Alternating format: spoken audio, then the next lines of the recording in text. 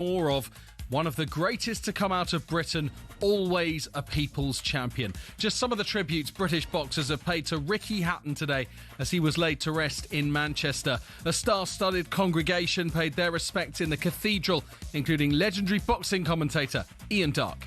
I think he stands, in the history of this, famous sporting city, alongside the sort of sporting royalty of Sir Alex Ferguson, George Best, Bobby Charlton, Dennis Law. All the tributes, details and photos from Manchester's emotional day are at talkSPORT.com. Stuart Pearce has told us Thomas Tuchel shouldn't expect a club atmosphere for England games at Wembley. Tuchel was upset at how quiet the place was when they were 3-0 up against Wales after 20 minutes last night, but Pearce reckons that's normal for the National Stadium. Gerrard and Rangers wants a match made in heaven. Could it be once again? Looks like we're about to find out, as talkSPORT understands he's close to complete agreement to return. Here's the Sun's Scottish football writer, Bill Leckie. One trophy out of 9, goes to Aston Villa, doesn't do particularly well, goes off to Saudi, not pulling up trees there. I'm not sure what the justification is for saying that this is the guy who comes in and turns things around for Rangers. Meanwhile, Rangers have condemned what they call a shameful fire attack on the statue of former boss Walter Smith at Ibrox, with Police Scotland now investigating. Arsenal have been fined £500,000, suspended for failing to provide Manchester United with the required 15% of all tickets for their FA Cup clash last season. And Australia's head coach says they're optimistic captain Pat Cummins might recover from a stress fracture in his back to play in the first Ashes test next month. All the build-up to a huge winter of cricket is on the talkSPORT Cricket YouTube channel. talkSPORT News. A transgender woman has been jailed for sexual assault after hiding her male genitals from a man she was on a date with. And an Afghan migrant with a face tattoo of an AK-47 rifle has been found guilty of threatening to kill Nigel Farage. More from the news team at past. talkSPORT weather with QuickFit. Buy 2 or more Bridgestone Turanza all-season 6 tyres and claim Bridgestone's massive 20,000 mileage guarantee. Visit quickfit.com and book today. Conditions apply. Clearer skies will bring a chilly night tonight, dry and some sunny spells tomorrow.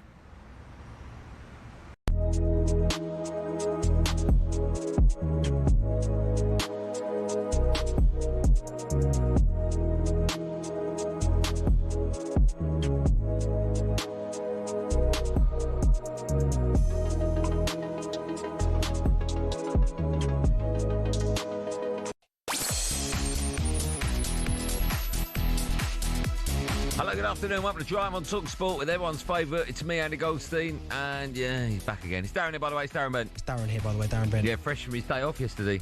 Oh, hobnobbing around Wembley Stadium. I used to play for England. You all right, DB? Shut up. Good to see ya. Hi, Jingo. We've got a show for you today.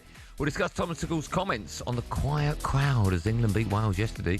How do we get Wembley singing again? And off the back of England's dominant performance, we'll be asking whether England would win the Premier League. What? Great question. Chairman of Matchroom Sport, Eddie Hearn, will be joining us in today's show. And Saka became Arsenal's highest ever England goal scorer yesterday. But is he in the Gunners' greatest team of all time? You've done that for us later on, yeah? Yes, it's on my head. I do it all the time.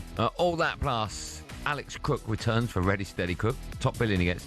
And our Friday friend, Ugo Show Me the Monye, will be with us in the studio. He's young and free and single and ready to mingle. To Drive on talkSPORT, you can get involved by picking up that dog and bone. 03717 223344. We'll have a bit of that. We will have a bit of that. TB, We'll have a bit of that. how are you? How was your night? Yeah, it was decent, to be fair. How was your night? I saw what you did. Well, the event that was not. By the way, the event I was not invited to. Which, by the way, No. I thought about last night. I thought, No, you know what? no. Cheek. Right, first, it's not about you. It is. Secondly, I was hanging around with Julia Roberts last night. The Julia Roberts, the movie star. Me and Julia hanging about, hobnobbing, having a chat. We didn't chat to each other, but she was in the room that I was in. Yeah. I hung out with Robbie Williams last night. I know, yeah, private gig that I would like to have been. What a superstar that man is. He listens to the show every day, by the way. I hope so. In fact, Mrs. Williams, Ida, said to me, I hear your voice, as in mine and yours, more than she does his. Because we're on every day in the Williams house. And I still can get an invite. No, so you didn't.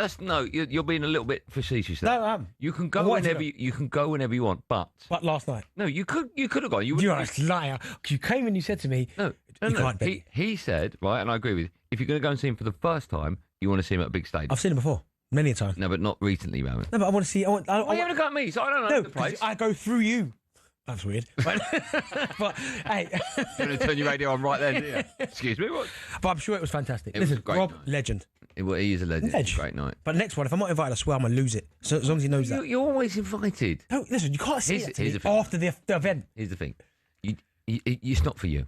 You're hanging backstage with all these movie stars. You got to be. I know what you're like. My friend Dwayne the Rock. What? Dwayne the Rock is my friend. I can go Dwayne the Rock. Yeah, but I've seen Emily Blunt, friends. Yeah, you and Blunt, yeah, that's fine. But I've seen what you like when Reeves is about Keanu, and you start throwing documents all over the Mate, we place. talked to him. We talked to him, one of my favourite actors, and we could talk to him about acting. Yeah, that was. Do you know what I mean? Oh, the writer's strike. You must have mentioned. But no, listen, I hope it was fun. It was a great night. Can I just say sorry? We went to a place in Camden. I can't remember what it's called. Dingwalls. I love Camden. Was it Dingwalls? Dingwalls. And in front of just 500 lucky people, like 80,000 people. Really lucky. Yeah, 500 people.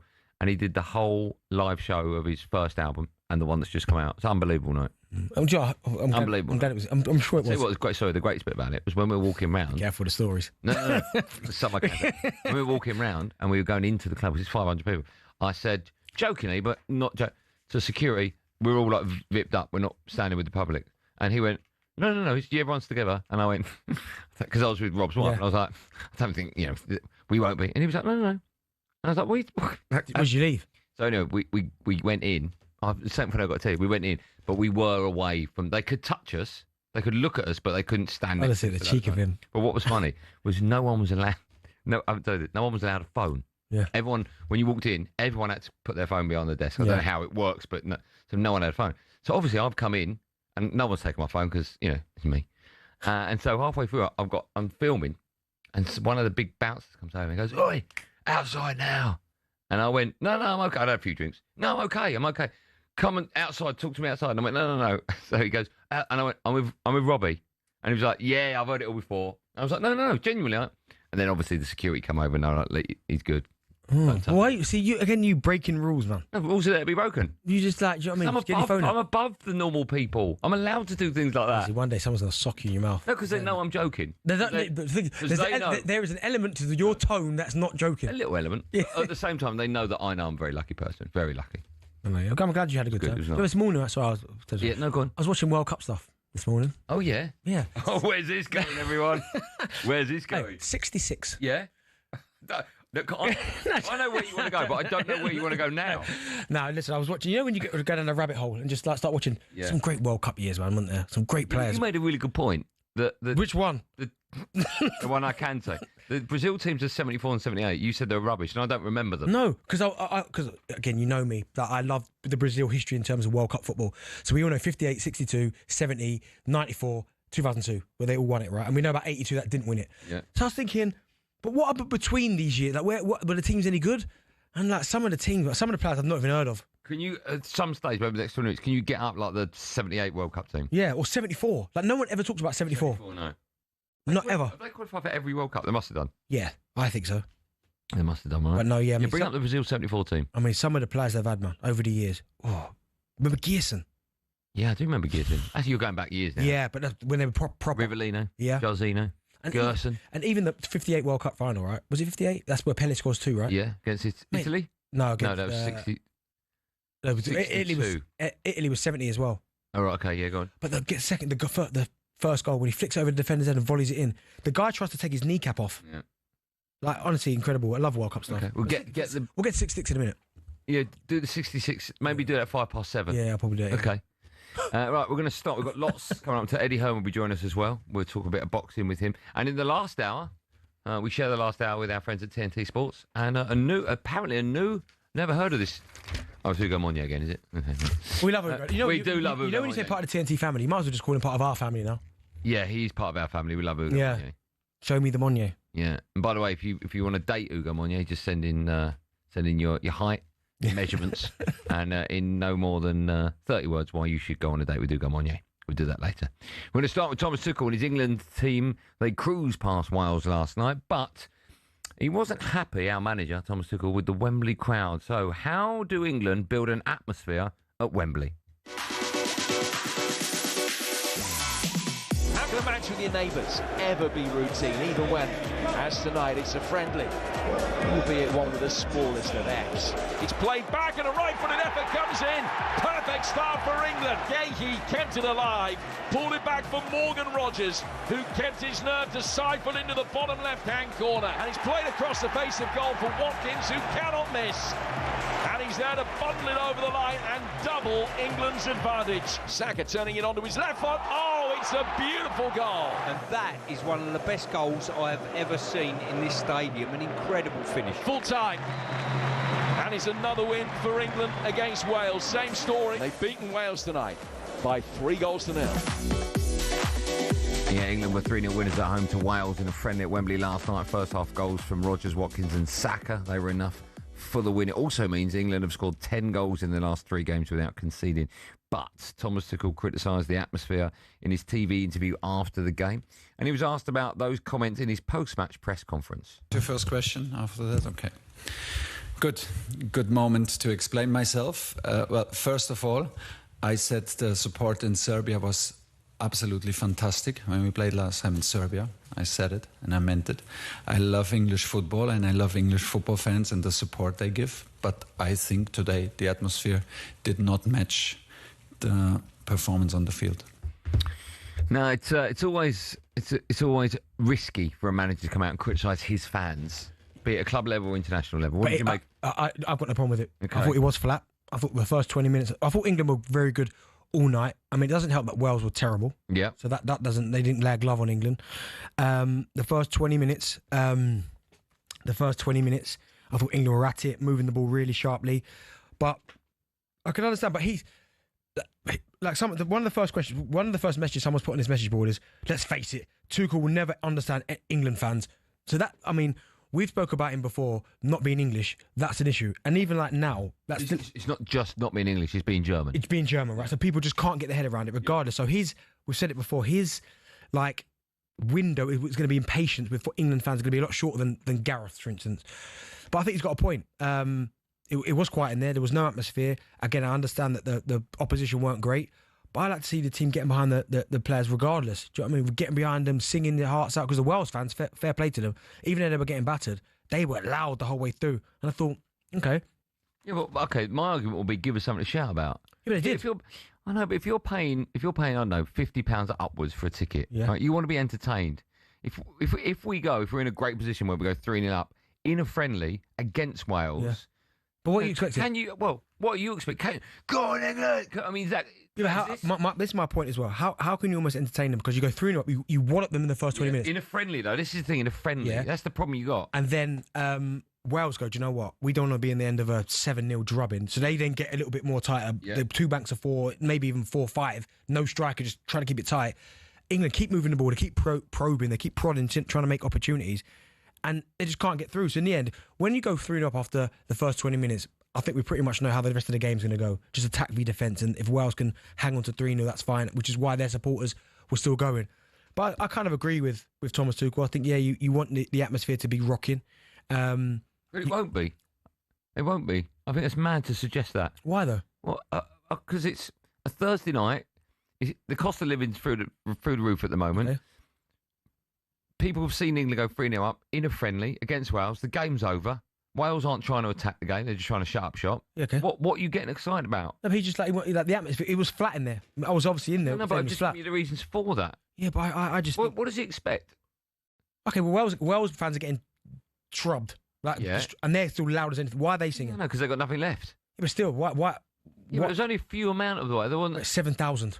I know, but you had when it was 4, you had 90,000. I know most of them. I guarantee if he's in Wales, it'd still be rocking like that. Yeah, maybe. Scottish fans, wow! Yeah, because don't stop singing. The game's bigger for Wales. I know that sounds a little. No, I kind of agree with Thomas Tuchel, but I don't. And I think, do you know what? He probably has come out and said that as well, because you're going to get a lot of families there, right?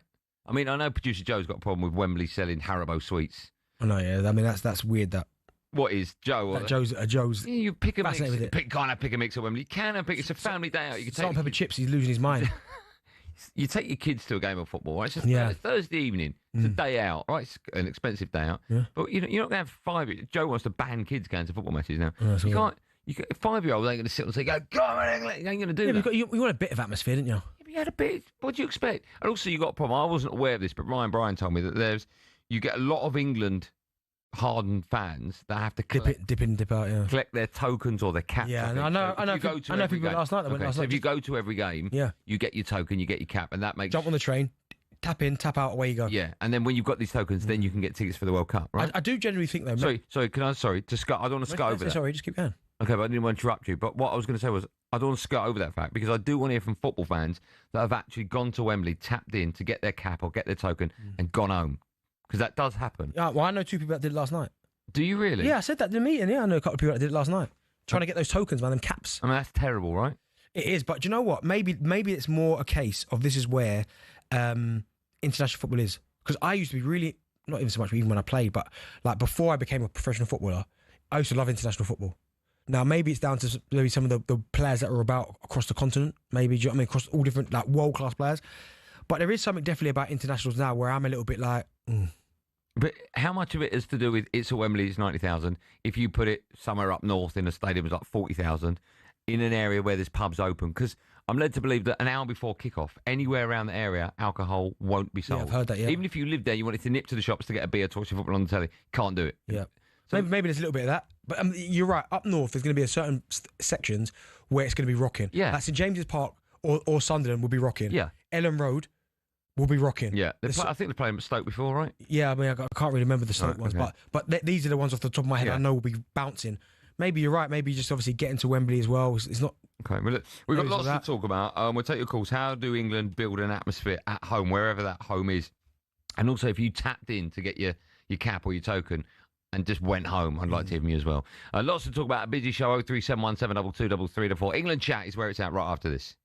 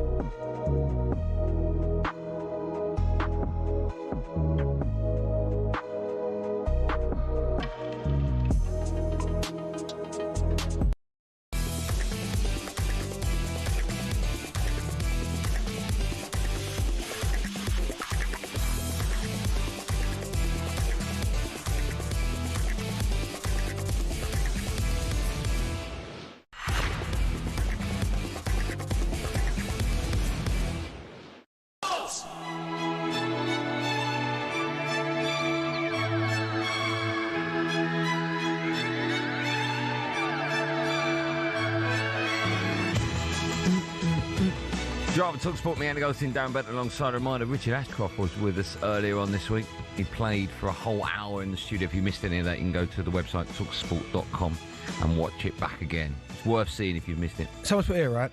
Tuchel out of touch with the fans. England at Wembley generally attracts families and evening day trippers. Domestic game goers generally aren't interested in and too expensive. Awful place to get home from. 9 out of 10 in reserve England team. Moan the FA, not the fans. You can't argue with any of that. We say that, right? Oh, okay, let's go backwards. Awful place to get out of. Everyone has said that. Be it cup finals or international. Don't go then. He wants to go. That's not the option. Isn't don't go. Okay, but if the say the players are putting a poor performance, yeah, they'd have moaned about that.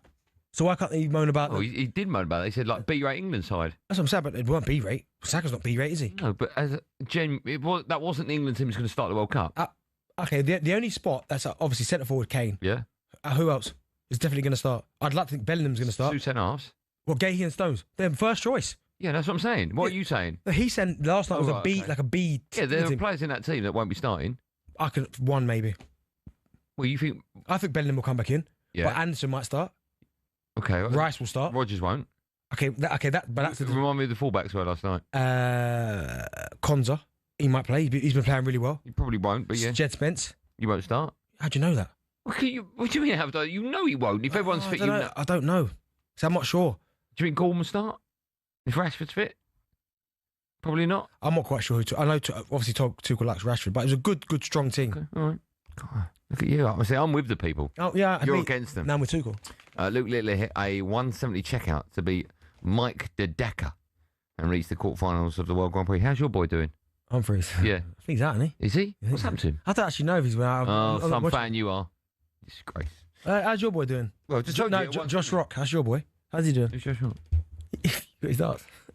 Oh, the rock star? No. I haven't got Josh Rock darts. You had them before. He was given them by Mark Williams. No.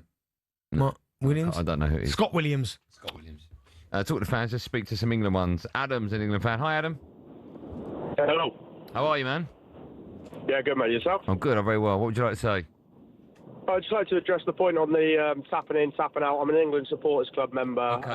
And I feel that everybody's in the same boat. We're off to Latvia this weekend. People just want to get in, get out, get their caps so we can go to the World Cup for cheaper tickets. But once you're in, you're flooded with popcorn, pick a mix. It's soulless. The atmosphere there's soulless. You've got two types of England fans.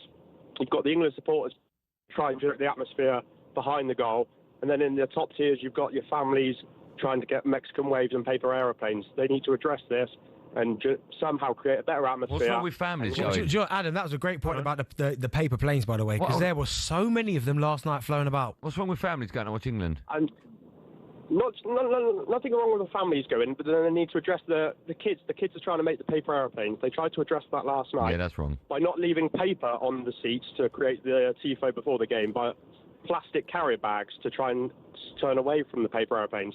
Still didn't work. People are cheering. They're not watching the football. It's just not a football vibe. Can I ask, have you ever tapped in and not gone to the game? Not gone to the game. No, I left it last night on 35 minutes. Oh. Hold on. Sorry. The whole gallery's just laughed at you. You've had a pop at kids that stay there make paper airplanes, but you left on 35. Because it's soulless. Because you're leaving. Because people like you are leaving. Because people are throwing paper aeroplanes, people next to you. Why are you going? Why are you leaving? To get the points to go to the World Cup. Do you know, Adam, right, as well? Hold on. Do you know, 1 second. It's one of them, though, as well, where when you're sitting at, like, where I was sitting watching the game, you are looking at people that are not even watching the game, that are on their phones, just like... So, sorry, you've just phoned up to moan about the lack of atmosphere, and you left? Because of the lack... Yeah, but you left, yeah? Your seat was empty because of you. After the 35 minutes. Yeah, your seat was empty. So lack of atmosphere in your seat was down to the fact that you left. No, incorrect. It's due to the people that are in the tickets, reselling their tickets, to families that probably shouldn't be in that end, that are then eating popcorn, pick a mix, like Darren said, kids on their phones. Why did you go? Well, you weren't interested in anything. No, but he said he went to tap the thing, get out to get tickets for the World Cup. That's terrible, that is. Hang on, with that. You had me right up until that moment, Adam. You've left the game and you're moaning about lack of atmosphere. How's that work? Because it was soulless. You try and create the atmospheres. No. What? In the same boat. It's soulless. It is dreadful. I know, but do you understand that you're the reason why? If you didn't go, there would be more people in that stadium. Or an empty seat. Do you understand that? More people putting their hands into Wembley's pockets, buying the popcorn. No. If you didn't, sorry. The half and half scarves. Yeah, I said if you didn't go, as in if you didn't leave. I'll rephrase the question. If you didn't leave the stadium, your seat would be full. But you pay to enjoy something. If you're not enjoying something, if you went to the cinema, Andy, and didn't enjoy the film, would you get up and leave? No. He would. Hold on. Do you not enjoy the game last night? No, after 3-0, 20 minutes, game's done. It got to a boring. Okay. We looked at each other and said, shall we go? But listen, we're skirting away from the main reason you phoned. You phoned to say lack of atmosphere and you left. Correct. That doesn't work, does it? You're blaming yourself. No, blaming the people around us that are reselling tickets to Are you to tourists, blame at all? families. Are you to blame at all? Not at all. I tried to get the atmosphere going last night, but it just doesn't buy in that end. What, by leaving?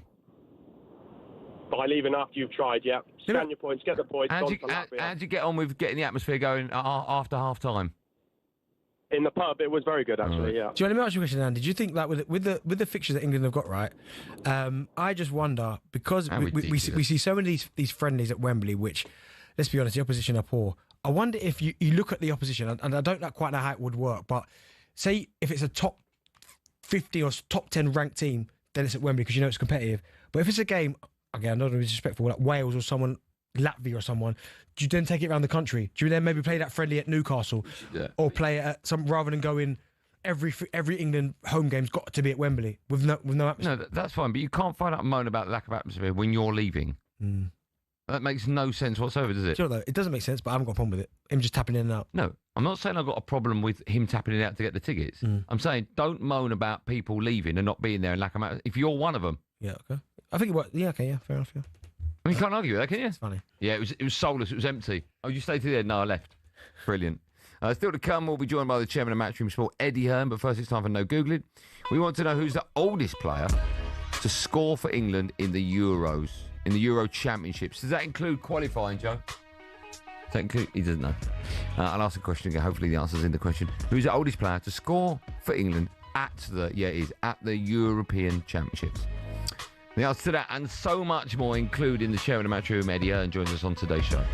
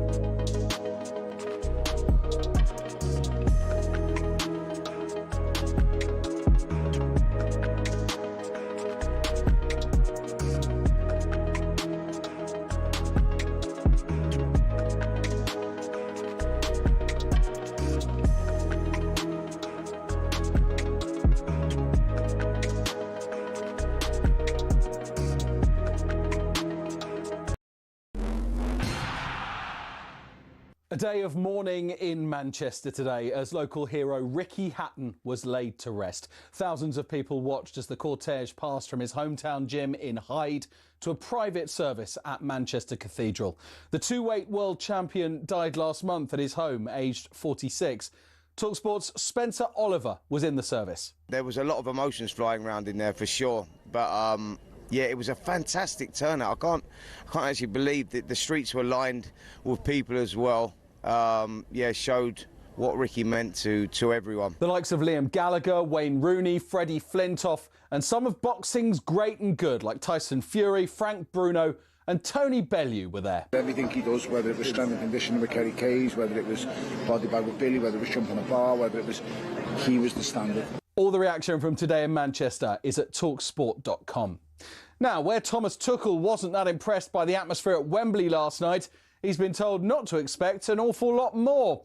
His former England captain, talkSPORT's Stuart Pearce. It's pretty normal for Wembley, but you wouldn't say it was normal for a club game, if you like, you know, and I half get his point, you know. I think Wembley is a sort of corporate occasion as much as anything else in many ways. England won the game comfortably, 3-0. They face Latvia in a World Cup qualifier, live on talkSPORT on Tuesday.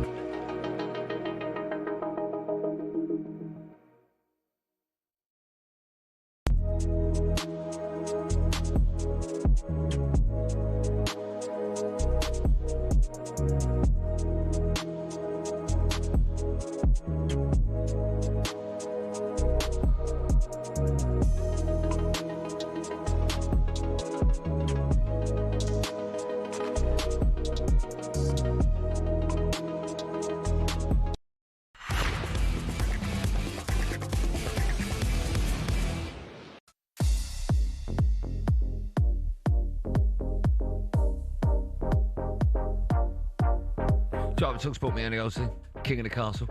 Alongside me is Darren Bent. King of the Castle. We can't have two The kings. Emperor. The Emperor. You don't have Emperor when there's King. Yeah, you do. Emperor what? What do you mean, Emperor? Emperor what? What would your name be if you're an Emperor? Emperor of the Truth.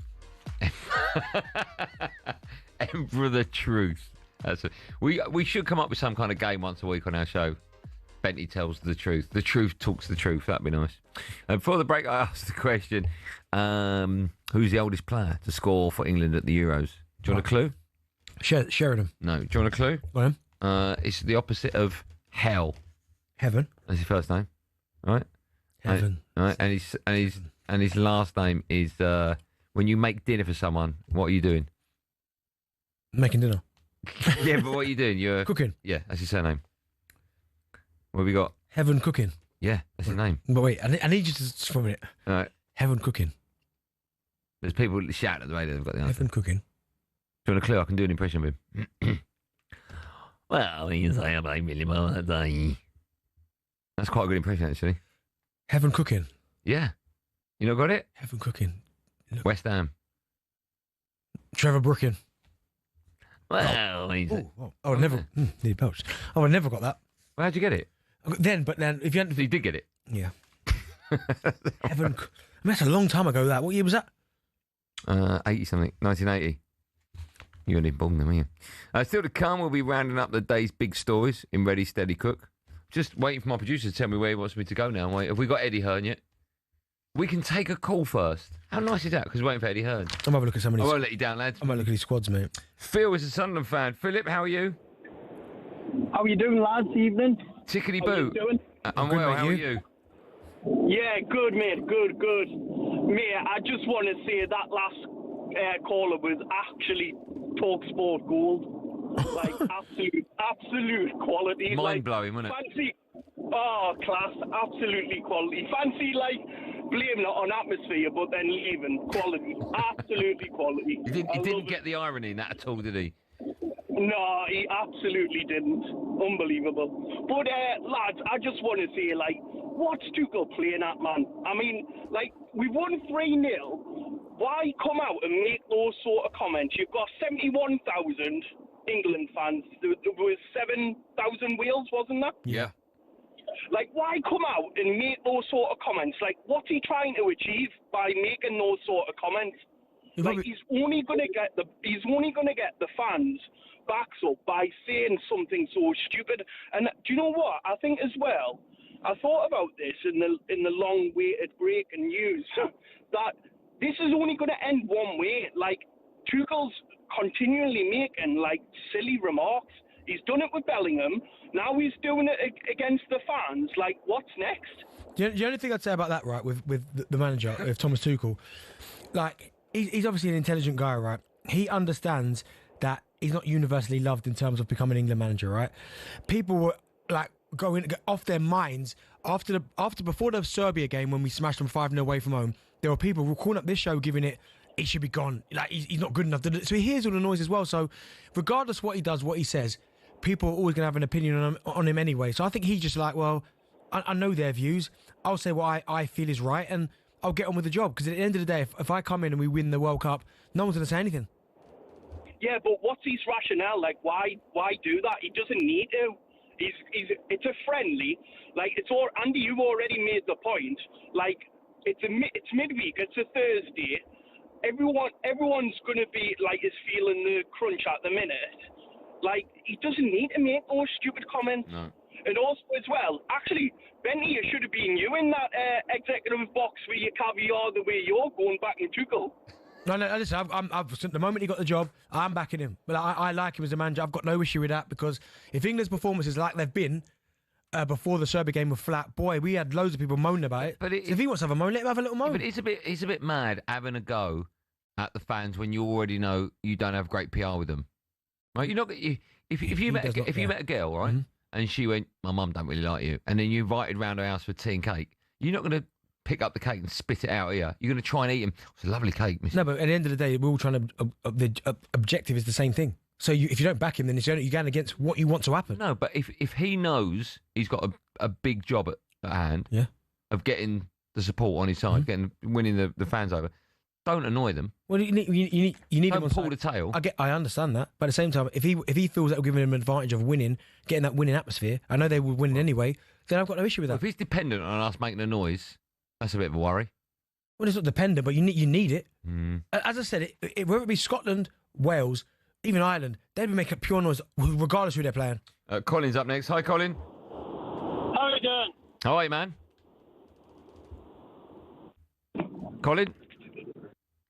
Colin? Yeah, can you hear me? Now I can, yeah. Yeah, how are you doing, all right? I'm good, Colin. What would you like to say, my friend? Well, obviously I'm a Scotsman, England, and I took my boys to the Brazil-England match, and it was quite disappointing to see there was so many...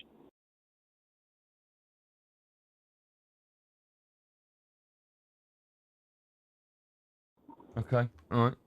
Oh no, where's that one there? Yeah, maybe just move on from that one. Yeah. Oh, you done it as well. Oh, okay. But no, you know what, right?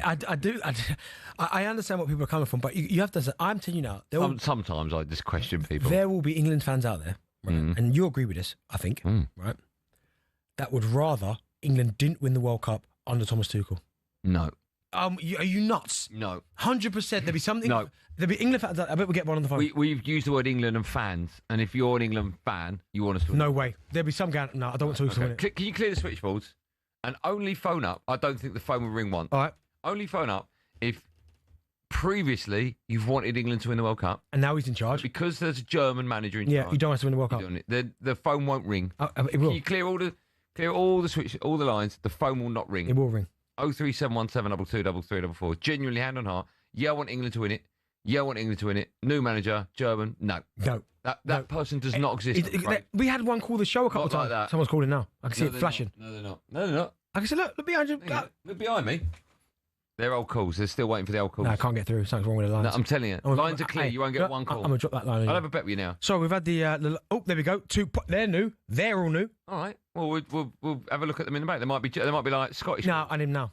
We can't. Joe, can we have one now? No, we've got to go through them. No, we'll find. If that person's real, they'll come to. Look how many. Just have a look. You should be ashamed of yourself. 03717 223344. We'll speak to these people after the break.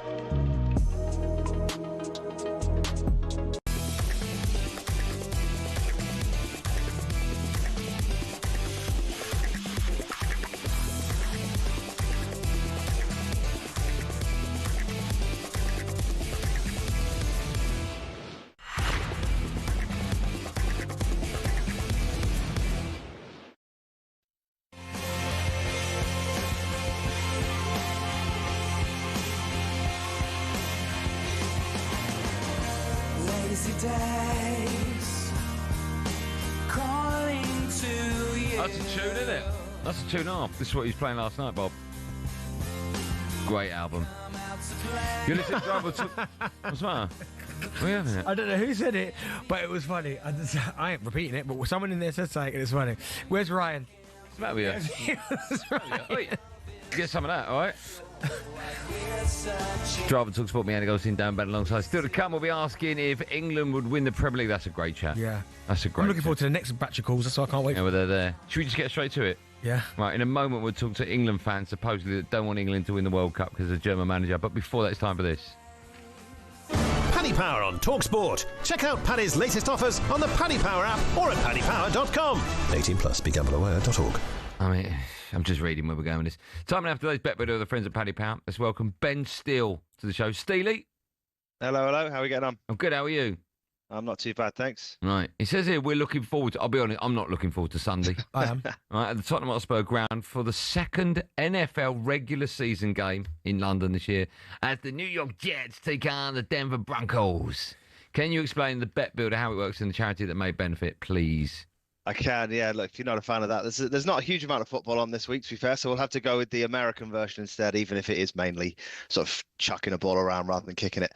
So the bet builder will be 5 selections, one each from us, one from the producer, and then the final one is the most popular pick from the Paddy Power punters so far. We'll get that into a bet builder for the game and place that hoping to win some money for the Attitude Foundation and do a lot of work in the LGBTQ community. Brilliant. Fingers crossed. It's a fight with that bet builder. These are our picks. I've gone for Garrett Wilson to throw the ball. No, you've not quite. You've got to catch the ball instead. Oh, is it catching? It is catching. Yeah. No, you're all good there. But you may not. You doesn't sound like you know about him, but he is comfortably the Jets' best wide receiver. Yeah. He's love Willow. Yeah, he's a great lad. Yeah. He's had a decent enough season, even though they've lost all of their games, which isn't exactly ideal. But he's played well, despite that. Yeah, he has played really well. He's in my fantasy team. Yeah. Do you know what? He's definitely going to get 40 plus receiving yards. Also, anyway, my pick is the Broncos to win. I mean, as you said, the Jets 0-5, Broncos 3-2. Yeah, I'm going to go for the Broncos to win this. You're doing a maths sum, are you? Well, it's the winning and losing record there, Gold. You're all right. But no, yeah, the Broncos, as you say, they're 3-2. They've started well. Then had a bit of a wobbly patch, but came back last week, beat the defending Super Bowl champion Philadelphia Eagles. So should be in a good space. Hopefully, it's not a bit sort of after the Lord Mayor's show. Although I don't know if they have Lord Mayors in. Probably. I think they do have mayors, don't they? Yeah, that's true. Producer Joe has gone for someone called Justin to be in a field. Is that right? Well, yeah, just about. Yeah, hopefully he'll be in a field. Justin Fields. Hopefully be chucking the ball around. Yeah, Justin Fields.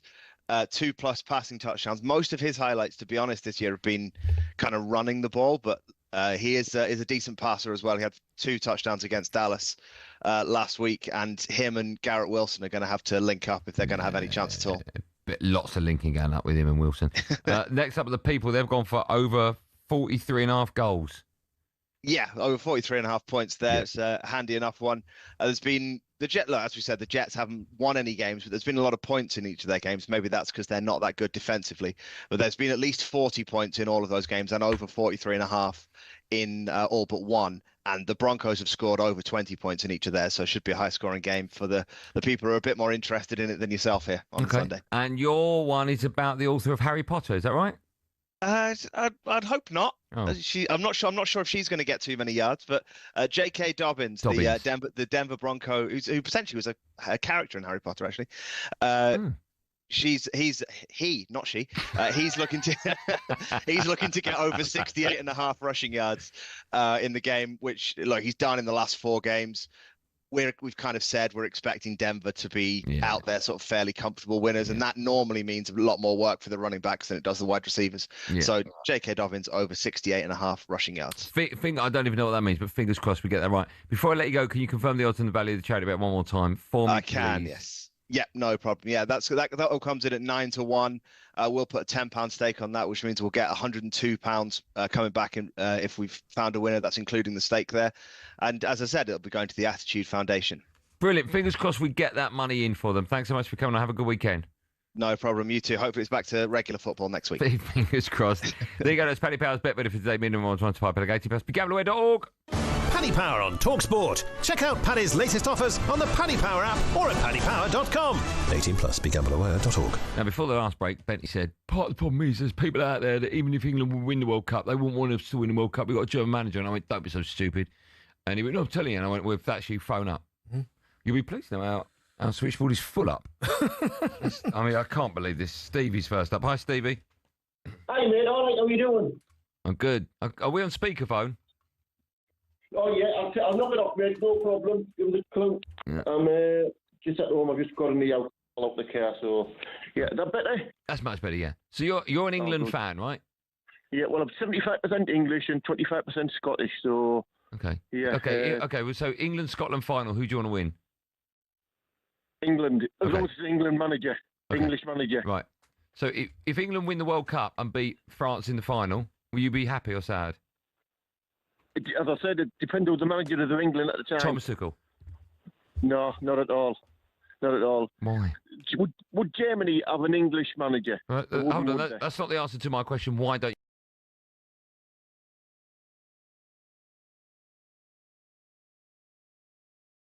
you? The Geordies.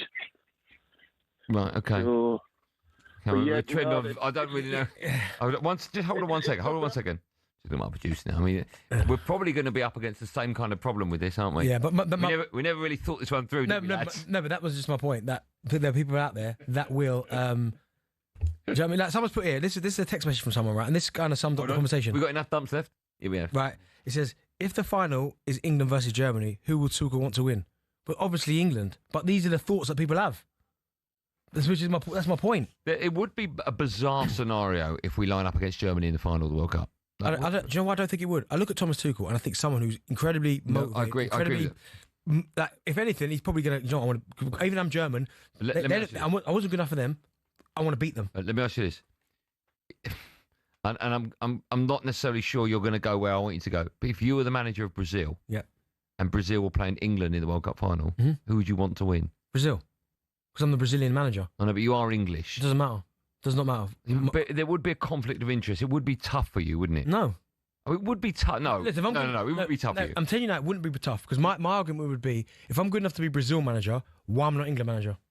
And that's your problem, not my problem. I know, but if let's just say Pep Guardiola is the manager of England. Mm-hmm. So you've got the best manager on the planet, and you know you're not the best manager, but you're third or fourth or fifth. Don't use the Spain angle because he's... No, I'm going to stay with the England one, right? But the reason you've got the Brazil job is because Pep's the England manager, and you're not better than Pep. Yeah, that's fine. So you've got the job because you're the second best manager. I now want Brazil to win it even more now to prove to everyone that I'm better than Pep.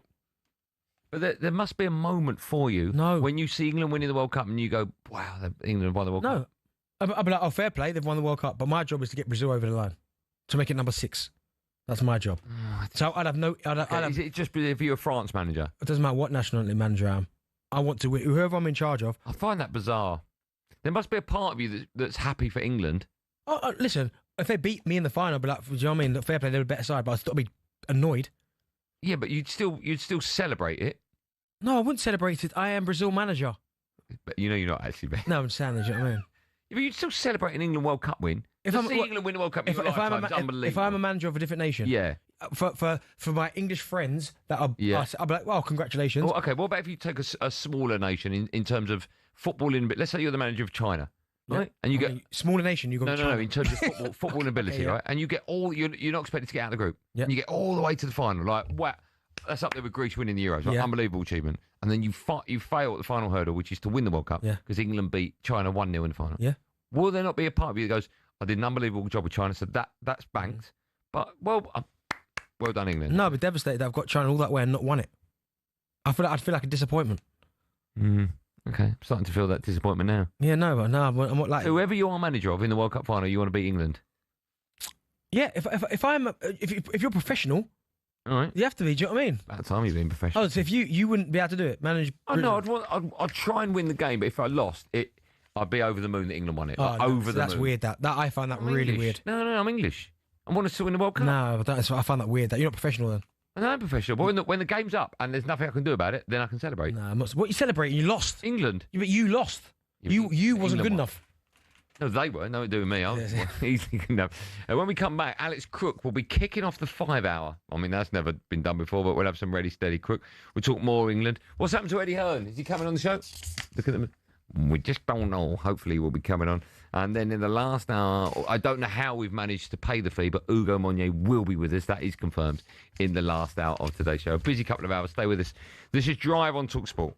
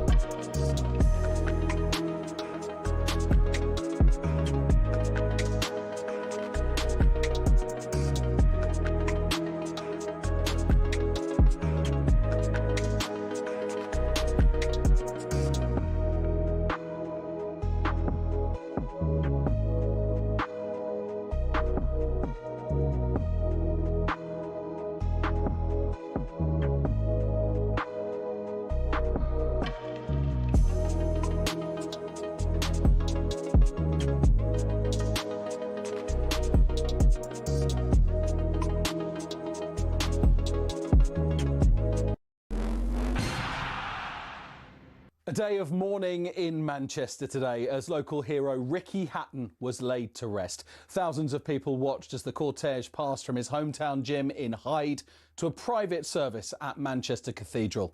The two-weight world champion died last month at his home, aged 46. talkSPORT's Spencer Oliver was in the service. There was a lot of emotions flying around in there for sure, but yeah, it was a fantastic turnout. I can't actually believe that the streets were lined with people as well. Yeah, showed what Ricky meant to everyone. The likes of Liam Gallagher, Wayne Rooney, Freddie Flintoff and some of boxing's great and good like Tyson Fury, Frank Bruno and Tony Bellew were there. Everything he does, whether it was strength and conditioning with Kerry Keys, whether it was body bag with Billy, whether it was jumping a bar, whether it was... he was the standard. All the reaction from today in Manchester is at talksport.com. Now, where Thomas Tuchel wasn't that impressed by the atmosphere at Wembley last night, he's been told not to expect an awful lot more. His former England captain, talkSPORT's Stuart Pearce. It's pretty normal for Wembley, but you wouldn't say it was normal for a club game, if you like, you know, and I half get his point, you know. I think Wembley is a sort of corporate occasion as much as anything else in many ways. England won the game comfortably, 3-0. They face Latvia in a World Cup qualifier live on talkSPORT on Tuesday. Wales take on Belgium in Cardiff on Monday. Now, Gerrard and Rangers, once a match made in heaven. Could it be once again? Looks like we're about to find out as talkSPORT understands he's close to completing an agreement to return. Here's the Sun's Scottish football writer, Bill Leckie. One trophy out of 9, goes to Aston Villa, doesn't do particularly well, goes off to Saudi, not pulling up trees there. I'm not sure what the justification is for saying that this is the guy who comes in and turns things around for Rangers. Meanwhile, the club has condemned what they call a shameful fire attack on the statue of former boss Walter Smith at Ibrox, with Police Scotland now investigating. And Pat Cummins might yet be fit for the start of the Ashes. Aussie coach Andrew McDonald says they've not given up hope that the skipper's back injury will clear in time for November the 21st.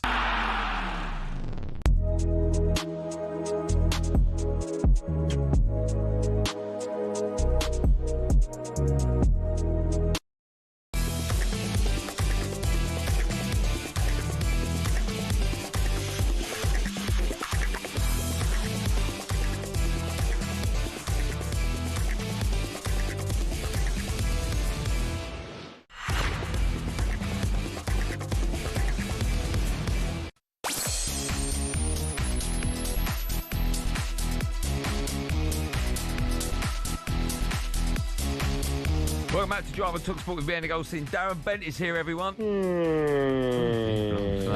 Still to come, we'll be asking if England would win the Premier League. Oh, I can't wait for that chat.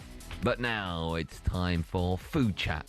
By the way, do you two like haddock? Dinner, either swordfish and salad or steak and calamari. I actually had an ice cream outside the Trevi Fountain in Rome. I did have a burger today. You do tend to let it slip on a Sunday. Cooking it up today is Alex.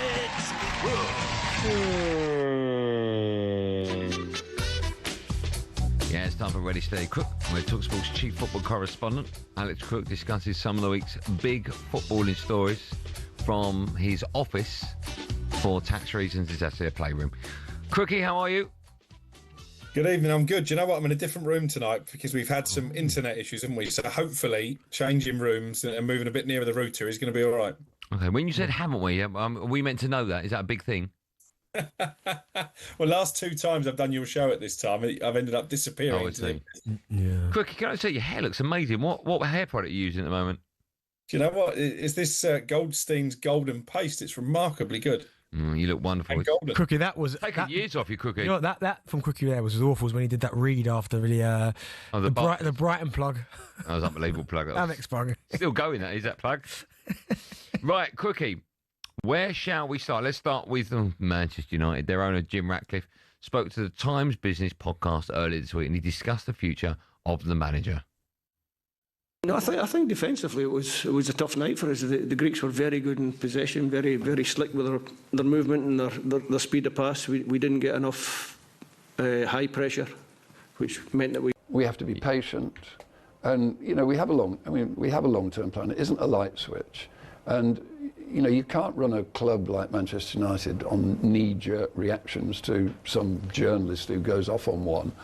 He needs to demonstrate that he's a great coach over 3 years. So you give him 3 years? Yeah, that's where I would be. Yeah. He did change his voice halfway through that, which was very bizarre. Crookie, what did you make of the whole interview and the fact that he came out and he's backed his manager so publicly? Well, I saw that you had strong views on it, Andy, and I think you have to take whatever Sir Jim Ratcliffe tells us with a bit of a pinch of salt, because, of course, he was backing Eric Ten Hag, gave him a new contract, said he was the right man for the job. That didn't last very long. He told us Dan Ashworth was the best in class when he came in as sporting director. That didn't last very long either. So if I was Ruben Amorim, I wouldn't be taking Sir Jim's word as gospel. Listen, on one hand, I guess he has to come out and back his manager. But on the other, if anybody believes that Ruben Amorim is going to keep losing games with the regularity that he is and still be there in 2 years' time, I think they're naive, and I think that's very unlikely. But at this stage, it's very easy to say, let's get rid of the manager. And I've been where you are, Andy. There's times when I've thought, well, this is just not going to work under Ruben Amorim. But who do you bring in? Is there a standout candidate? I'm not sure there is. But Cookie, is that the thing, though? Because I'm always, when people say that, and I understand what you're saying, you need to be able to have a plan in place. So if you lose one manager, you bring another one straight in. But are they not separate conversations? If you believe Ruben Amorim isn't good enough for Manchester United, then regardless if you can find anyone yet, he's just not good enough. So then you not go, all right, we'll address that problem first, and then maybe we'll, short term, maybe have to find an interim before we find the right man, rather than just keeping him there for the sake of it. I'm more in favour of clubs who have a replacement lined up ready to go when they pull the trigger. I think Manchester United are too big a football club for an interim. It didn't work at all under Ralph Rangnick when he came in on a short-term basis. Michael Carrick had a bit of an uplift, so did Ruud van Nistelrooy. But most top clubs now have a succession plan. So if you ask Arsenal, if Mikel Arteta was to walk out tomorrow, who would come in? They would have a fairly good idea. I'm sure Liverpool have got a list of alternatives to Arne Slot as well, not because he's under pressure, but that's just because that's what the best clubs do. But when it comes to Manchester United, I don't think they're quite there yet. You can't compare them to where Arsenal and Liverpool are at this moment. Do you think it will last the season, Crookie? I think he probably will, because I think United will win enough games at home. I'm not sure they're going to go on runs of victories, but also Sir Jim Ratcliffe, Jason Wilcox, Omar Barada, it's in their interest for Ruben Amorim to succeed, because you've got to remember one of the reasons Dan Ashworth left the club was because he wasn't in favour of the appointment. If they agree now and sack Ruben Amorim that Dan Ashworth was right all along, there's a few pieces of egg on faces there, isn't there? So the reason they won't sack him isn't for the right reasons of poor results, it's so they don't look even more stupid. I think that would come into their thinking, yes. Okay. Let's move on to talk about Rangers, shall we? talkSPORT understands that they are close to reaching an agreement with Steven Gerrard to become their next manager. What is the very latest here?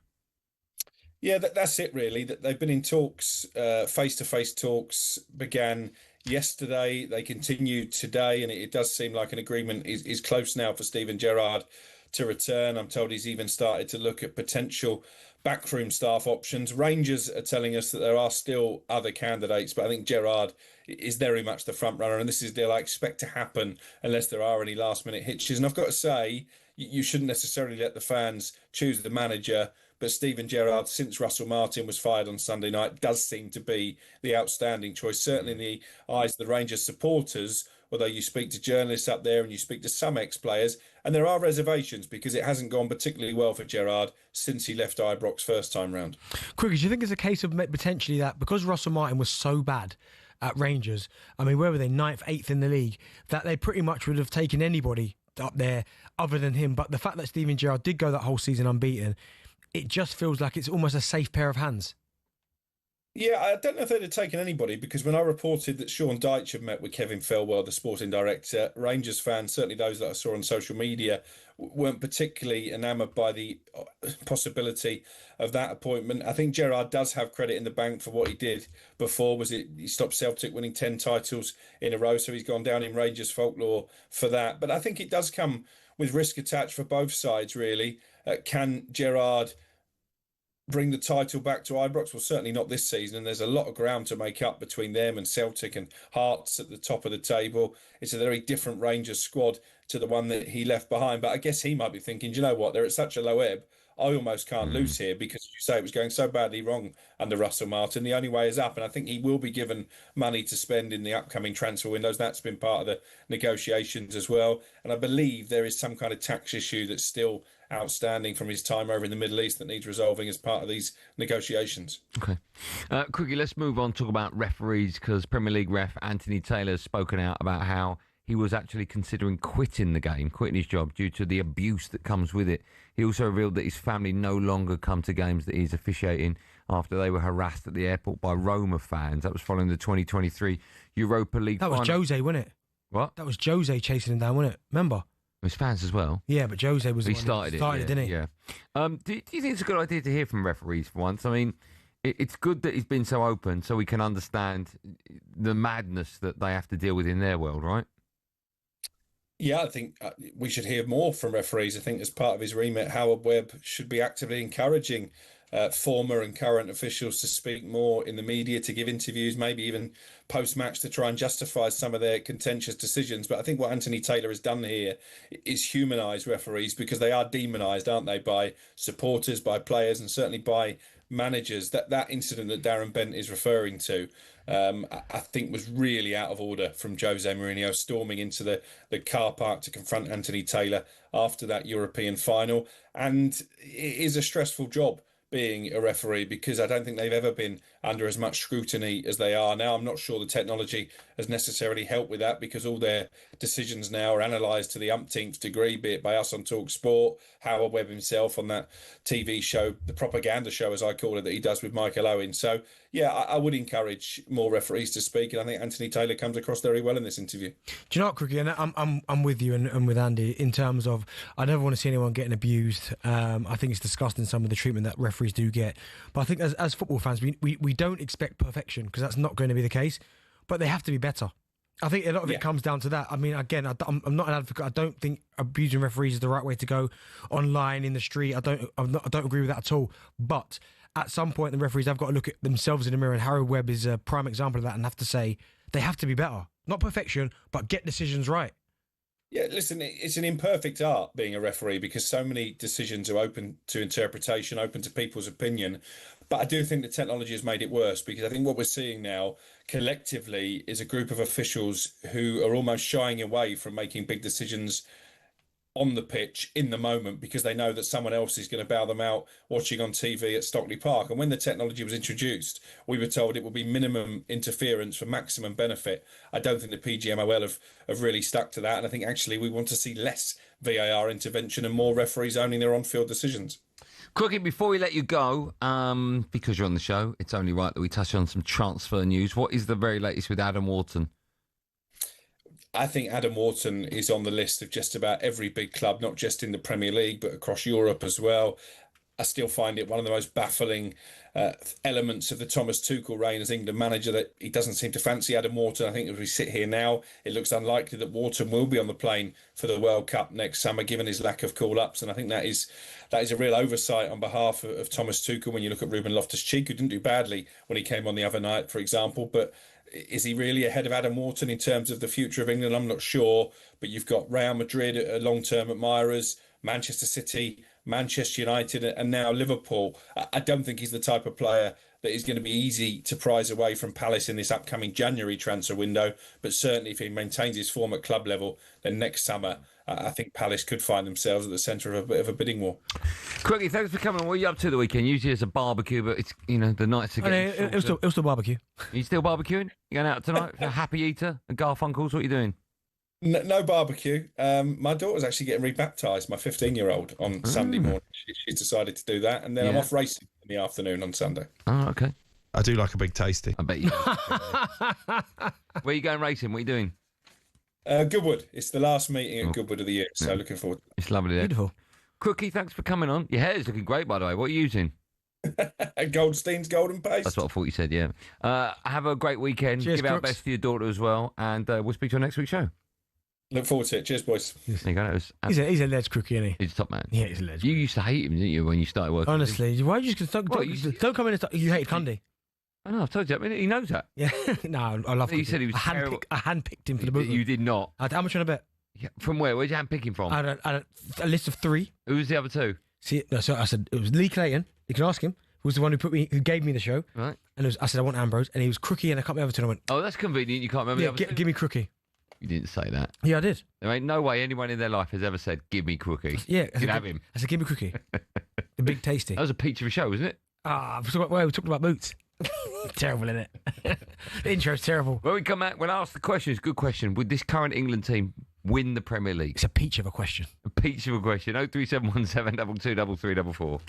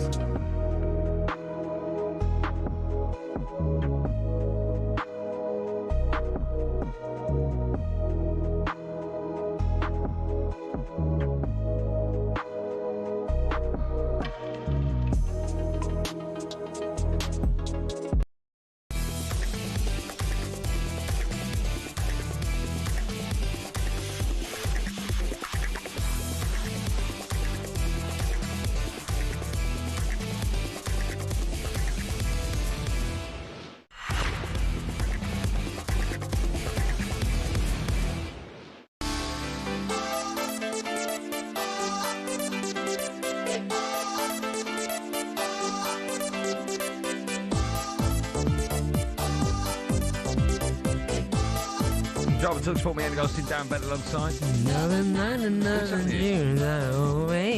sang this? No, we're the real McCoy. Let's pack it to Chris Ryan. Isn't it weird that when Ryan comes in on Saturday, the budget, the lack of one, just goes out the window? It's fair, Jack's been a bit better with it, though. He hasn't. No, but who's right, Joe? Right, sing to tune again? And who's it? Is it a real McCoy? It's not though, he's making it up. I think it is. No, that's is it? I think it is them, yeah. All right. Still to come, we'll be joined in the studio by a former England rugby union star. Legend. A young man that's free and single and ready to mingle. Do you reckon he's got a hot date tonight? He had a hot one last week. Oh, it's hotting him up like that, yeah? So he sent me a text, sent me a voice note with the voice of the date. Did he? Yeah. What did he say? I'll play it later on, actually, when he's in that. He'll love that. Ugo Monyo will be joining us in a bit. Just quickly, Everton are looking into a potential move for Man City midfielder Calvin Phillips in January. Yeah, he's almost been a forgotten man. A couple of years ago, he was like one of England's main men. Do you remember Southgate said, I can't find another Calvin Phillips? You know, part of him, you're a bit like, okay. Yeah, at the time, yeah. I'll go along with that. Luke Littler hit a 170 checkout to smash Mike Dedeker and reach the quarterfinals, or the last day of the World Grand Prix. Now, England, of course, swept Wales aside in the friendly at Wembley last night. First half goals from Rodgers, Watkins and Saka were enough to win it. And it also means that England have scored 10 goals in their last 3 games without conceding. So, all of the above got us thinking. It's a great question. Yes. Would this England team win the Premier League? Would this England team win the Premier League? Do you think they would? It's hard, isn't it? Well, I mean, the rules are quite simple. That if England played Saka, you've got Saka playing for England and Arsenal. Now, we will never know this, but one more Billy, who works on the show, actually happens to be a bit of a computer whiz kid. So before the show, we asked Billy to simulate what would happen if England were put into the Premier League for an entire season using like in-depth stats such as expected goals, individual player output. Was he doing, ChatGPT or something? Well, it loaded it all, right? Historical results and managerial performances, right? We asked him to do all of that so we could get the results. And Billy said no, he couldn't do it. So that means we need you lot out there to answer the question, all right? Oh, he said it was just too big, couldn't do it. Was he busy, Bill? He was doing nothing, actually. He was eating. 03717223344. Could the England team now win the Premier League? Now, I think they'll have a great chance. I think they'll have a really everyone's fit, by the way. Yeah. Right? So we've got up front. I mean, okay, so the England team would be, right? We all know the England team would be from Kane downwards. So Pickford in goal. Okay, and then it'd be James right back. James, Stones, Gahey, Lewis Kelly, maybe. Just go with Lewis Kelly. Lewis Kelly. Who'd you go left back? Lewis Kelly, maybe. Sorry, who'd you go right back? Rich James. Okay, you're fine. Okay. Left back, Skelly. Or Luke Shaw, but yeah, put Skelly in. Right. Right, so then we've got Rice. Yeah. What I would play. Bellingham. Yeah, and then I would play Cole Palmer. Palmer? Yep. Okay. And Saka on one side and probably Rashford on the other. Saka, Rashford. All right. And then Harry up top. Yeah, of course. Now, would that team win the Premier League? No. I think we should have just ended there. No, I think that it would be Champions League definitely. Like it'd be in the top 4, 100%. But I don't know if they're. Hold on, we'd have the best striker in the Premier League. Yeah. We'd have the best midfield 3 in the Premier League. I don't know if you would. What, Rice, Bellingham, and Cole Palmer? Well, at the minute, this 3 is there. You got 2 of them playing that position really, because Rice now is an 8 for Arsenal. But he can play the 6. Yeah, but you're saying that he can, so that takes a little bit away from his game. Bellingham's a 10. You're asking him to play a bit more. Do you know what I mean? You're getting Cole Palmer in. It's a little bit. Like I think they're definitely finishing the Champions League, but winning the Prem, no. What?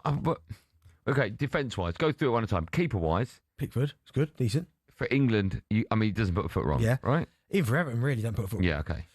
James Shaw, James Stones, Gahey, Lewis Kelly. Now, as back fours, Arsenal probably got the best, the strongest back don't see four. goals. You don't, right? No. I think that's up there with them. You think? Yeah, well, I think Mark Gahey's unbelievable player. Yeah, brilliant. So they're both brilliant. Yeah, right. And Reece James, without doubt, when he's fit, one of the best right backs. And Lewis Kelly at the minute. Good player, man. Yeah, he's a good player, but he's not playing for Arsenal. Who's got a better back four? No, he's not. He's not playing for Arsenal. Arsenal's better than that. Arsenal's better than that. Who's your right back? Timber. Oh my goodness, he's been unbelievable this year. Yeah. And also, again, by playing Rice in that holder, he doesn't hold for Arsenal anymore. Zubimendi does. Rice is the driving play Adam Morton there. So then Rice moves up a bit, and then Bellingham. So no Palmer. Well, I'm just trying to fit everyone in. Who would be your midfield 3? It would be the 3 I said. No, that wouldn't be mine. I'll put that on there because I think it probably would. But mine would be, as you said, Wharton. Yeah, then Rice. Declan, then Bellingham. I think it's better for England to have Cole Palmer in it at the expense of playing Rice a little bit further back. You think? Does that make sense? Yeah, you're saying, but his output. You'd rather have him. You'd rather take a little bit away from Declan, who can do that holding role, to get the maximum from Cole Palmer. Yeah, I think so. Yeah, I mean, I definitely think they'd finish in the top. Who beats them? Remember, it's a 38-game season, right? Arsenal could beat them. Right. I think Liverpool would beat them. Do you? And I think City would beat Who's them. got a better midfield, England or Liverpool? Liverpool's is nice, by the way. You know it is. But is it better than that? If you got on paper, you're going, oh no. But then you look at the way they worked last year, Szoboszlai, Gravenberch and McAllister. I mean, it ain't bad, that. No, it ain't bad. What about the manager? You've got to take that into account. Thomas Tuchel's a league manager. Because he's been brought in to win the World Cup because it's knockout tournament. It's knockout football. Well, that's his best, obviously. Chelsea Champions League. Yeah. I mean, you've got Pep, you've got Slot. Yeah. Okay. Well, I think England would win the Premier League. Yeah. Yeah, I do. Mate, you've got Harry Kane. Best. I mean, Haaland, obviously, you've got. I get that, but yeah, I mean, I understand, but I think Kane, Saka, Palmer, Rice, and Bellingham. That's not a better five. All right, but Kane, Haaland almost negates that because they're the same. Yeah. So then it's like, okay, well, City have got players. Liverpool's front three at any given moment could be Isaac. I know he's not got Gan yet, but he's good. Salah, Gakpo, or Ekitike, Isaac, Salah. Okay. You got to get Verts in Actually, there. you're starting to convince me we might not win it now. Let's put it out there to you, like the football fan. Would England win the Premier League? Remember, when they play a team like Liverpool, Bukayo Saka would play for both teams. And also, we're saying Wharton, and we like Wharton, but Elliot Anderson has been unbelievable. So I think there's a battle between those two. It is bizarre that Adam Wharton's not getting picked. Yes, I don't understand that. Well, do you know what I like? What I do like about what Thomas Tuchel's done is that he's almost, because of how well the squad's done, and Elliot Anderson himself, even if Forrest having a bit of a wobble, I think his performances have been good. He's been brilliant for England. I quite like the fact that Thomas Tuchel's gone, do you know what? You've earned the right to then go again, rather than taking him out and putting someone else in. I like that he's doing that. Okay. Your answers, please. 03717223334. That was a long one. Would England win the Premier League? Still to come, we'll be taking your calls on that very subject. We'll also have some no Googling round about now. We've also got Ugo Monye joined us in the studio for the last hour. We've got the best of talkSPORT, the end of show quiz, lots happening. But Googling time, the second of three. Which player has made the most appearances for England without ever starting for them? Now, that is an unbelievable question. Have you heard that? No. Do you know the answer? Which player has made the most appearances for England without ever starting? That's unbelievable. Great question, that. Yeah. The answer to that and more is coming up live on Drive and talkSPORT after this.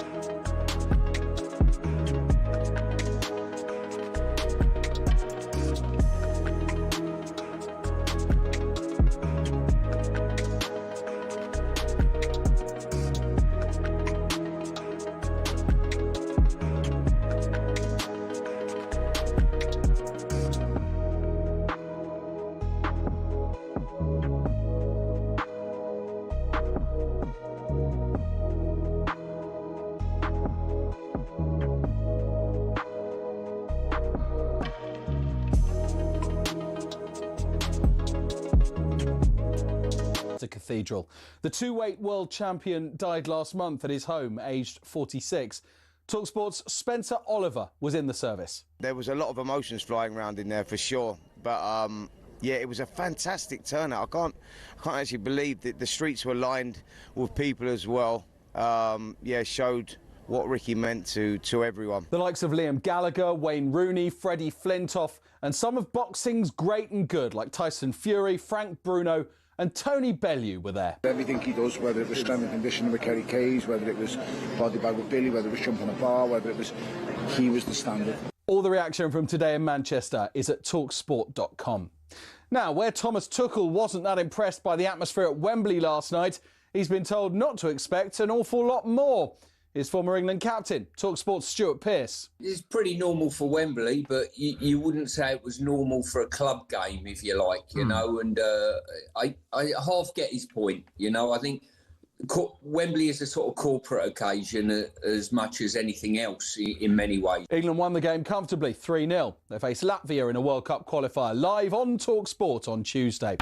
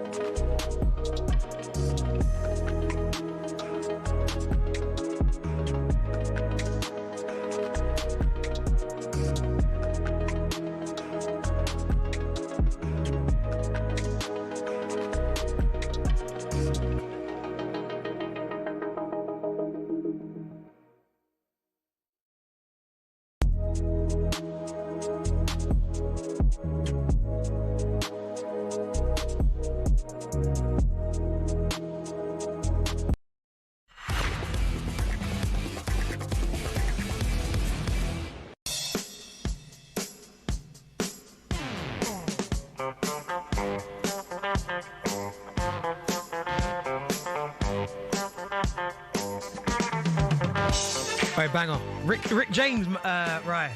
Give it to me, baby. Go on, Ricky. When was the last time you went out and danced? When was the last time you danced? The weekend at the wedding. Oh, yeah. You enjoy it? Yeah, loved it. You danced for a long time? Yeah, mate. There's one point they put on like tunes from like my era. What a tune. Hey, right, a bit more volume, please. Bit of Rick James, man. I've never heard of Rick James. How have you not heard of Rick James? Because my music knowledge ain't that great. There's only about 8 people I know. You honestly come with some nonsense, you do. No, you don't know Rick. You know Prince?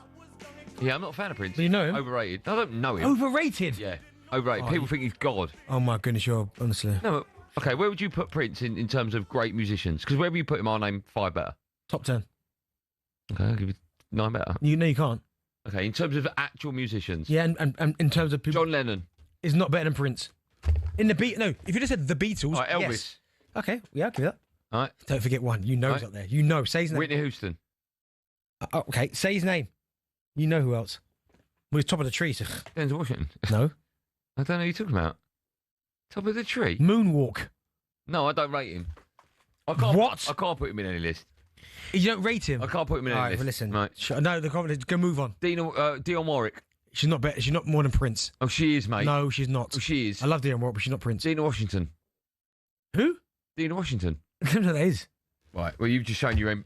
Mate, you try to say Michael Jackson's not in the list. That's embarrassing. I can't put him in. I don't feel comfortable. Dionne Warwick's better than Prince. Gareth Gates. Wow, okay. So we're going there. Have you never even heard of Gareth Gates? Did he win Pop Idol X Factor? But listen, he didn't even win it, by the way. He got beat by Will Young. Oh, okay. Wow, knowledge. Why are you so angry? Knowledge. Steve Brookstein. Boom, another one.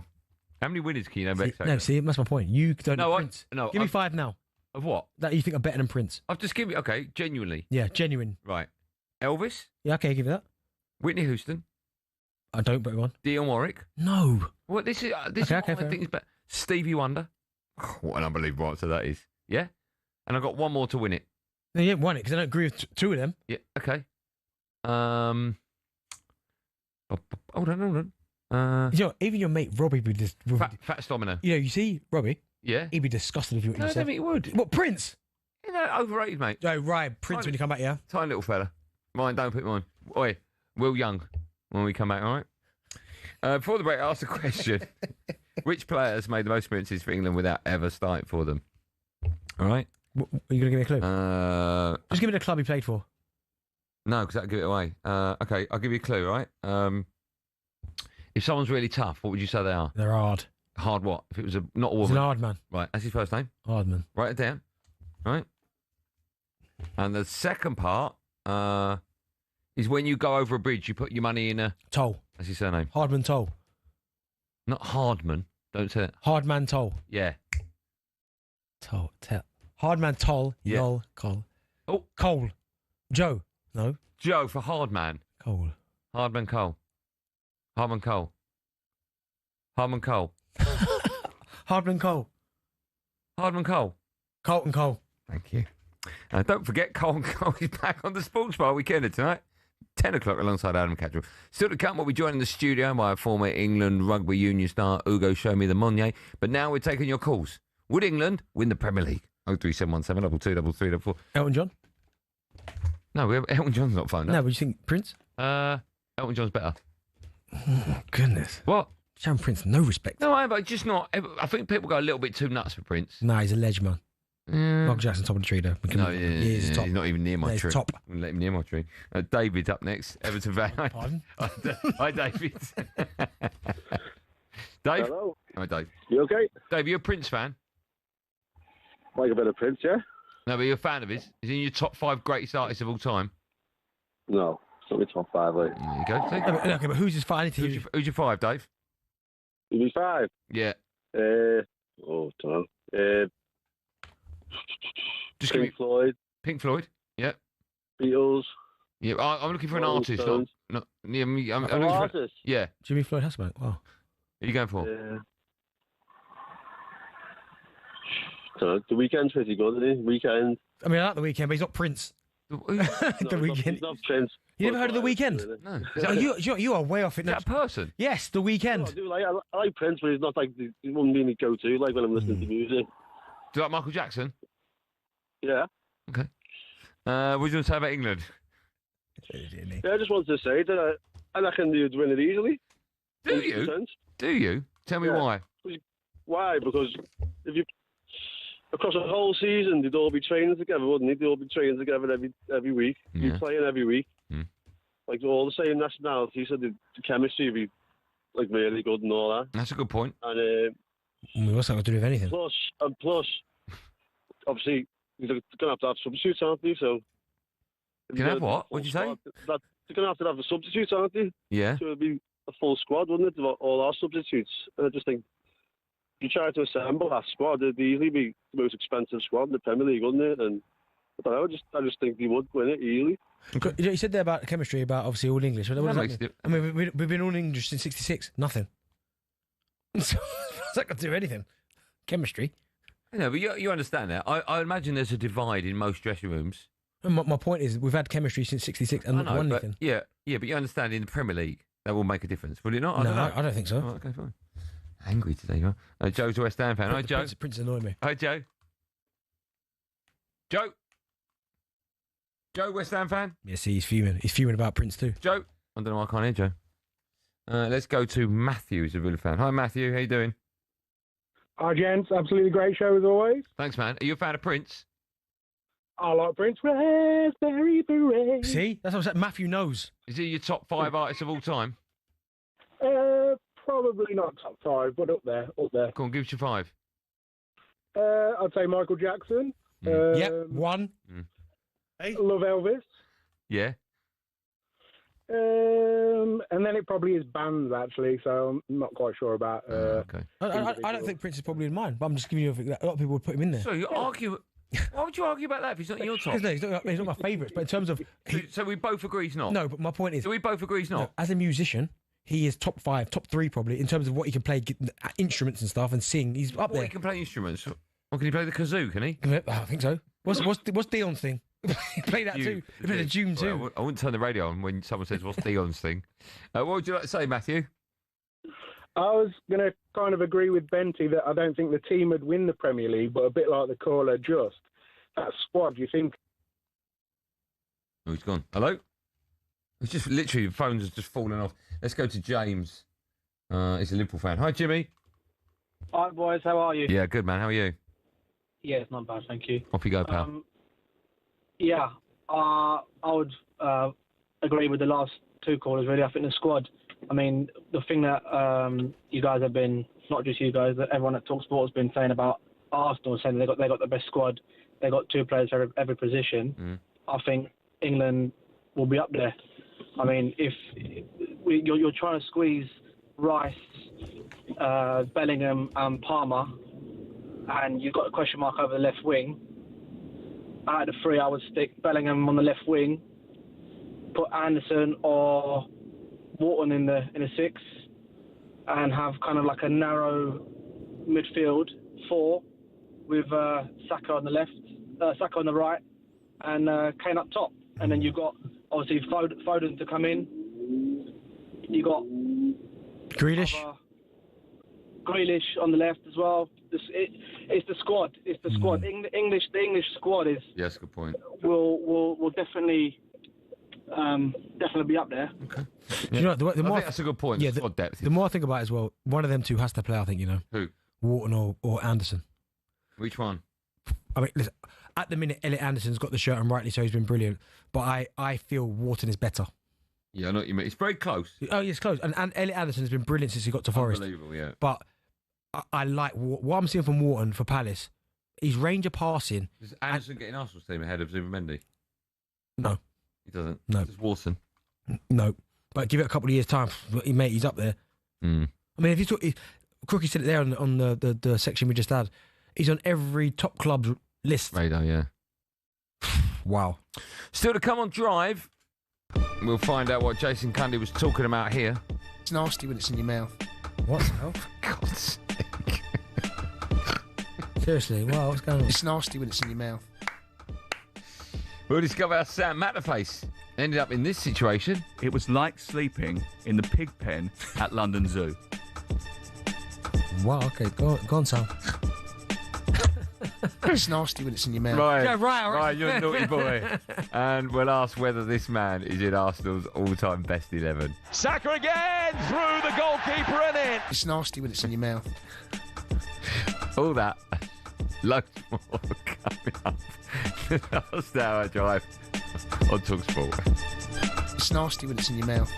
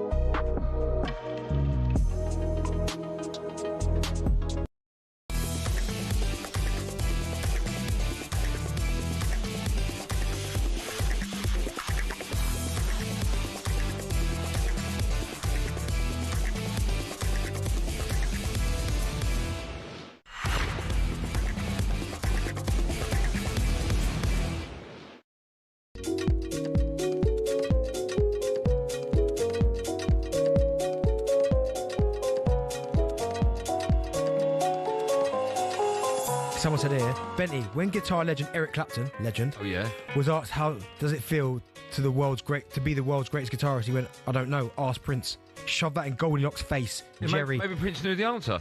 Nah, That's what he's alluding to. Prince is better than Clapton. Oh, I love Eric Clapton. Wait, no. Prince ain't a better guitarist than Clapton. He is. Talking about. Of course he is. Are you insane?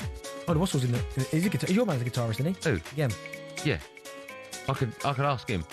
Who's the best guitarist in the world? Wait, when you did that yesterday, it backfired. You called Tom Kovic. What did he say? It's baby food. This is your toddler. You're listening to Drive and talkSPORT, me, Andy Goldstein, the lead singer of the group, Darren Bent is here. Oh, I like that. Thank you. High five. You like that? I like that. You like that? Yeah. Lead singer of the band. You like that? I like that. Yeah, I mean, you're not actually. I'm Liam, and I. Liam or Noel. Probably Liam and I. Well, no, Noel's not the lead singer. Oh, so I'm Liam then, that's what I said. Yeah. You went Liam or Noel. Who would you be in the band? I'm obviously the Noel, and I. No, you would Gem. Well, have they got a drummer? Yeah. What's his name? So, you and I are on the main stage together. Yeah. Right? So you probably write the stuff. So you're very important. So I'm the Noel. And I'm Liam. Yeah, fine, okay. Maracas. He's got maracas? He's not that mad. Time now for this. He's got maracas? Not with rackers. What does he shake? Shaker thing. Oh, yeah. Oh, thanks. I got it wrong. You come with a shaker thing. They might be maracas. I think they are. Time for the best of talkSPORT friends. We run you through some of the recent night moments from across talkSPORT. Let's kick... What are you laughing at now? Has he said something in your ear? No, nothing. No. Let's kick things off with last night's sports bar. O'Hara and Cundy. They were set some midnight triv. Has anyone seen what? The world record for eating Jaffa cakes in 3 minutes. How many? I reckon 120. You're 18 off. It's 102. Oh, You'll be good at that, actually. What's that? What do you mean? Amount of Fisherman's Friends you've been. I've been sucking on Fisherman's Friend. Yeah. Well, I've been trying to... I'm not well, mate. If you end up getting this, mate, just suck on a Fisherman's Friend, all right? Hey, there's not a world record for Fisherman's Friend. No, because they're not. It's nasty when it's in your mouth. Jeez, man. I listened to it last night actually on the way back from Wembley. Yeah. Funny, man. Yeah, Good, funny. Good. What's the best fish? Well, my most enjoyable fish is the sea bass. Oh, yeah, I love a sea bass. Beautiful. Without the head? Without the head? No, I actually quite like the sea bass full of bones, and I have to pick the bones out. No, you don't. Yes, I do. Why? What's wrong? Why you ever filleted? No, because sometimes, sometimes I like to do it myself. No. If the way it comes over an older sea bass, instinctively I'm like... I get the knife no head. under the spine and just pull it up. Love that. I have not. Next question, please. Wait, I've got to read it. Have you ever sucked on a Fisherman's Friend? No, I haven't. I have. Nice. Enjoy it? Just takes your mind off having a cold. What's a world record you think you could break right now? Usain Bolt 100 metres. No joke. We did on the Sports Bar years ago. I broke the world record for the most amount of Ferrero Rocher in 1 minute. No, you didn't. I've got a video of it. Show me then. I will. I've posted it. Is it official world record though? Well, no, because there was no one in from Guinness. Yeah. It didn't count. How many did you do? 7 in a minute. That's it? Yeah, I know. Should we try that on next week's show? Yeah, Bill will do that. We'll get Bill to that. All right. There you go, Bill. Remember, new episodes of my podcast with Jason Cuddy. 21 minutes to go. They drop every Monday. Award-winning podcast, by the way. Sticking with the sports bar, and because Cundy isn't well, the boys swapped roles for the top of the show. Has anyone seen Wales? Has anyone seen Craig Bellamy? Can you hear me, Craig Bellamy? Your voice at one hell of a beating. Dragons, Tom Jones, Dean Saunders, Welsh Rabbit, Fireman Sam, Gareth, Bow, Gareth, Bow. Have you seen Gareth Bell? So you know, Cundy is so much better than he. I thought, like Jay, just voice going a bit in it. Can't do that. No, you can't. What would happen if we swapped roles for a show? We would both get sacked. No, of course we wouldn't. I could do that role. You couldn't do that. Sure, okay, I can do that role better than you can do this role. I don't think so. 100%. Oh yeah, Michael Jackson. Oh no, okay. Arsenal win the league. Welcome to Andy's EFL corner. Let's talk. I don't know, Barnsley. Honestly, Barnsley. Why are you slagging Barnsley? No, but I'm just saying. I'm giving you an example where you'd go, oh no, exactly. That's what I'm saying. So let's respect each other's roles, yeah? Can we respect each other's role? I will respect your role. And I'll respect yours. Right. You are the best in the business in that seat. Oh, God bless you. There you go. That's very kind. What did you make of O'Hara's? Has anyone seen? What? Honestly. You make it really hard to like you. Really hard. I thought it was terrible. Yeah, it was terrible. What's your favourite Welsh thing? Cheese on toast, man. Wow. Serious. That's Welsh. That's Welsh rabbit. I'm sure that's Welsh rabbit. What's Welsh rabbit? Do you mean rarebit? No. Welsh rarebit, yeah. It's beans on toast. Welsh no. rabbit? Is that cheese on toast? No, what are you talking about? What's cheese on toast called in Wales? Promise you, I'm close to this. It is. Do you know that? Yeah, but hold on. If it's called something Welsh, doesn't mean it's Welsh.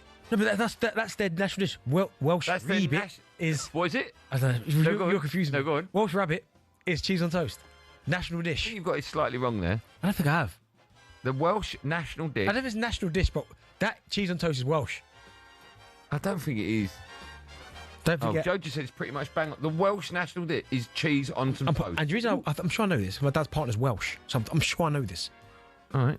Anyway, don't forget O'Hara and Candy return next Monday at 10 p.m. How's your dad? How old? Yeah. 65. Why do you say girlfriend? Partner, I said. Yeah, why do people say that? Because partners that respectful. Girlfriend. No, respectful way to partner just sounds weird. Sounds like they're in business together. Well, it doesn't. Because I said business partner. Why don't you say girlfriend? My dad's girlfriend. No, but I think partner sounds more respectful. No. It sounds like you went for a job interview. No, but girlfriend's like 15. Oh, no, no, 20. No, 20. How No, 20. No, 20. But no, you get it right. What do you mean? It's your go. Wait, it's your go. Sorry, does your mum know about your dad? No. Listen, I'm saying the thing. Did you say 15? Yeah, I'm trying to say girlfriend is like a younger term, innit? Hey? Oh dear. Right, we can finish with today's mid-morning show. Sam Outface, Alex Cook. The boys were discussing their night out earlier in the week. You are quite cheap, aren't you? You don't like to splash out. Frugal. I'd booked a hotel room. Yep. And you asked me if you could stay with me. Yep. And oh my God, it was like sleeping in the pig pen at London Zoo. It was unbelievable. The snoring was off the chart.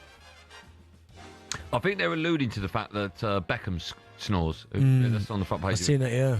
You snore? No, I don't. Your wife snore? No.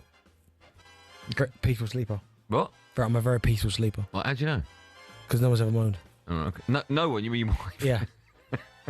Who's the last person at talkSPORT you'd want to share a hotel room with? The Moose. I love Moose. Love him, but no. But Danny Kelly? No, don't mind that. He plays some good tunes. He plays some good tunes. Sorry, Moose, you there? Hello? Moose, I'll talk to you after the show. I'm a bit busy. No worries. Right. Yeah, no, Danny Kelly be dropping them jams, man. What's the best farm animal? Danny Kelly be dropping what? Them jams. Jam? No, that's in the music. I thought you meant pyjamas. Nah, the jams, man. Oh, right. The best farm animal I like is goat. Matt Cockerel. No. Pig? Hey? What? Pig? Nah, pig. You don't want a pig. Farm animal. I like the cockerel. Do you know what? Sorry. Just a quick one. Yeah? Near, obviously, where my mum lives in that, there's a zoo that's weird. It's in the middle of a country. This is going to be good, everyone. No, but zoo, but they've got mad animals in there. Like what? Bear. What? Look, alligator pit. I promise you. Where? What country is it? Here, in the middle of the country, Cambridgeshire. Like just in the woods somewhere. What, a real zoo? Real zoo. It's got a bear, an alligator. Alligator pen. It's got lions, tigers, everything in it. But it's not like a standard zoo, this. This sounds very fishy. Yeah. What is it? It's in a place called Oldhurst. You can Google it. They're alive? They're alive, yeah. Go in there. You go into like a sanctuary. Yeah. And it's hot in there. There must be about 50 alligators in there, crocodiles and that. There ain't nowhere there's 50 alligators. I promise you. How many bears? One bear. Lion, tiger, snakes, anaconda. Have I got an anaconda? I promise you. It's a cartoon. I promise you. Google it. You Google it. All right. My kids love going there, my mum. Love it. Hello? How do they get a license for that? Bear. Yeah, bears are very... What one? What kind of bear? Grizzly? I don't know. It's massive, though. Yeah, bears are. Find out. White and Jordan will return to mid-mornings on Monday from 10 a.m. And, of course, you can find all of our shows on the talkSPORT app, where you swipe between talkSPORT and talkSPORT 2 and all of our other sister stations. When we come out, if you're a lady and you're young, free and single, and you're thinking, what can I do the weekend? You keep listening, because Ugo Monye is our guest next. No worries.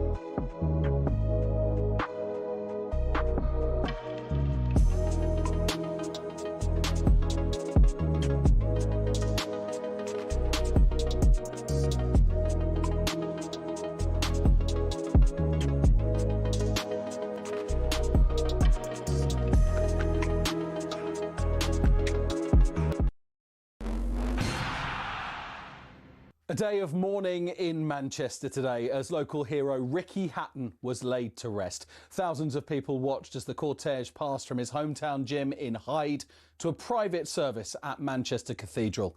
The two-weight world champion died last month at his home, aged 46. talkSPORT's Spencer Oliver was in the service. There was a lot of emotions flying around in there for sure, but yeah, it was a fantastic turnout. I can't actually believe that the streets were lined with people as well.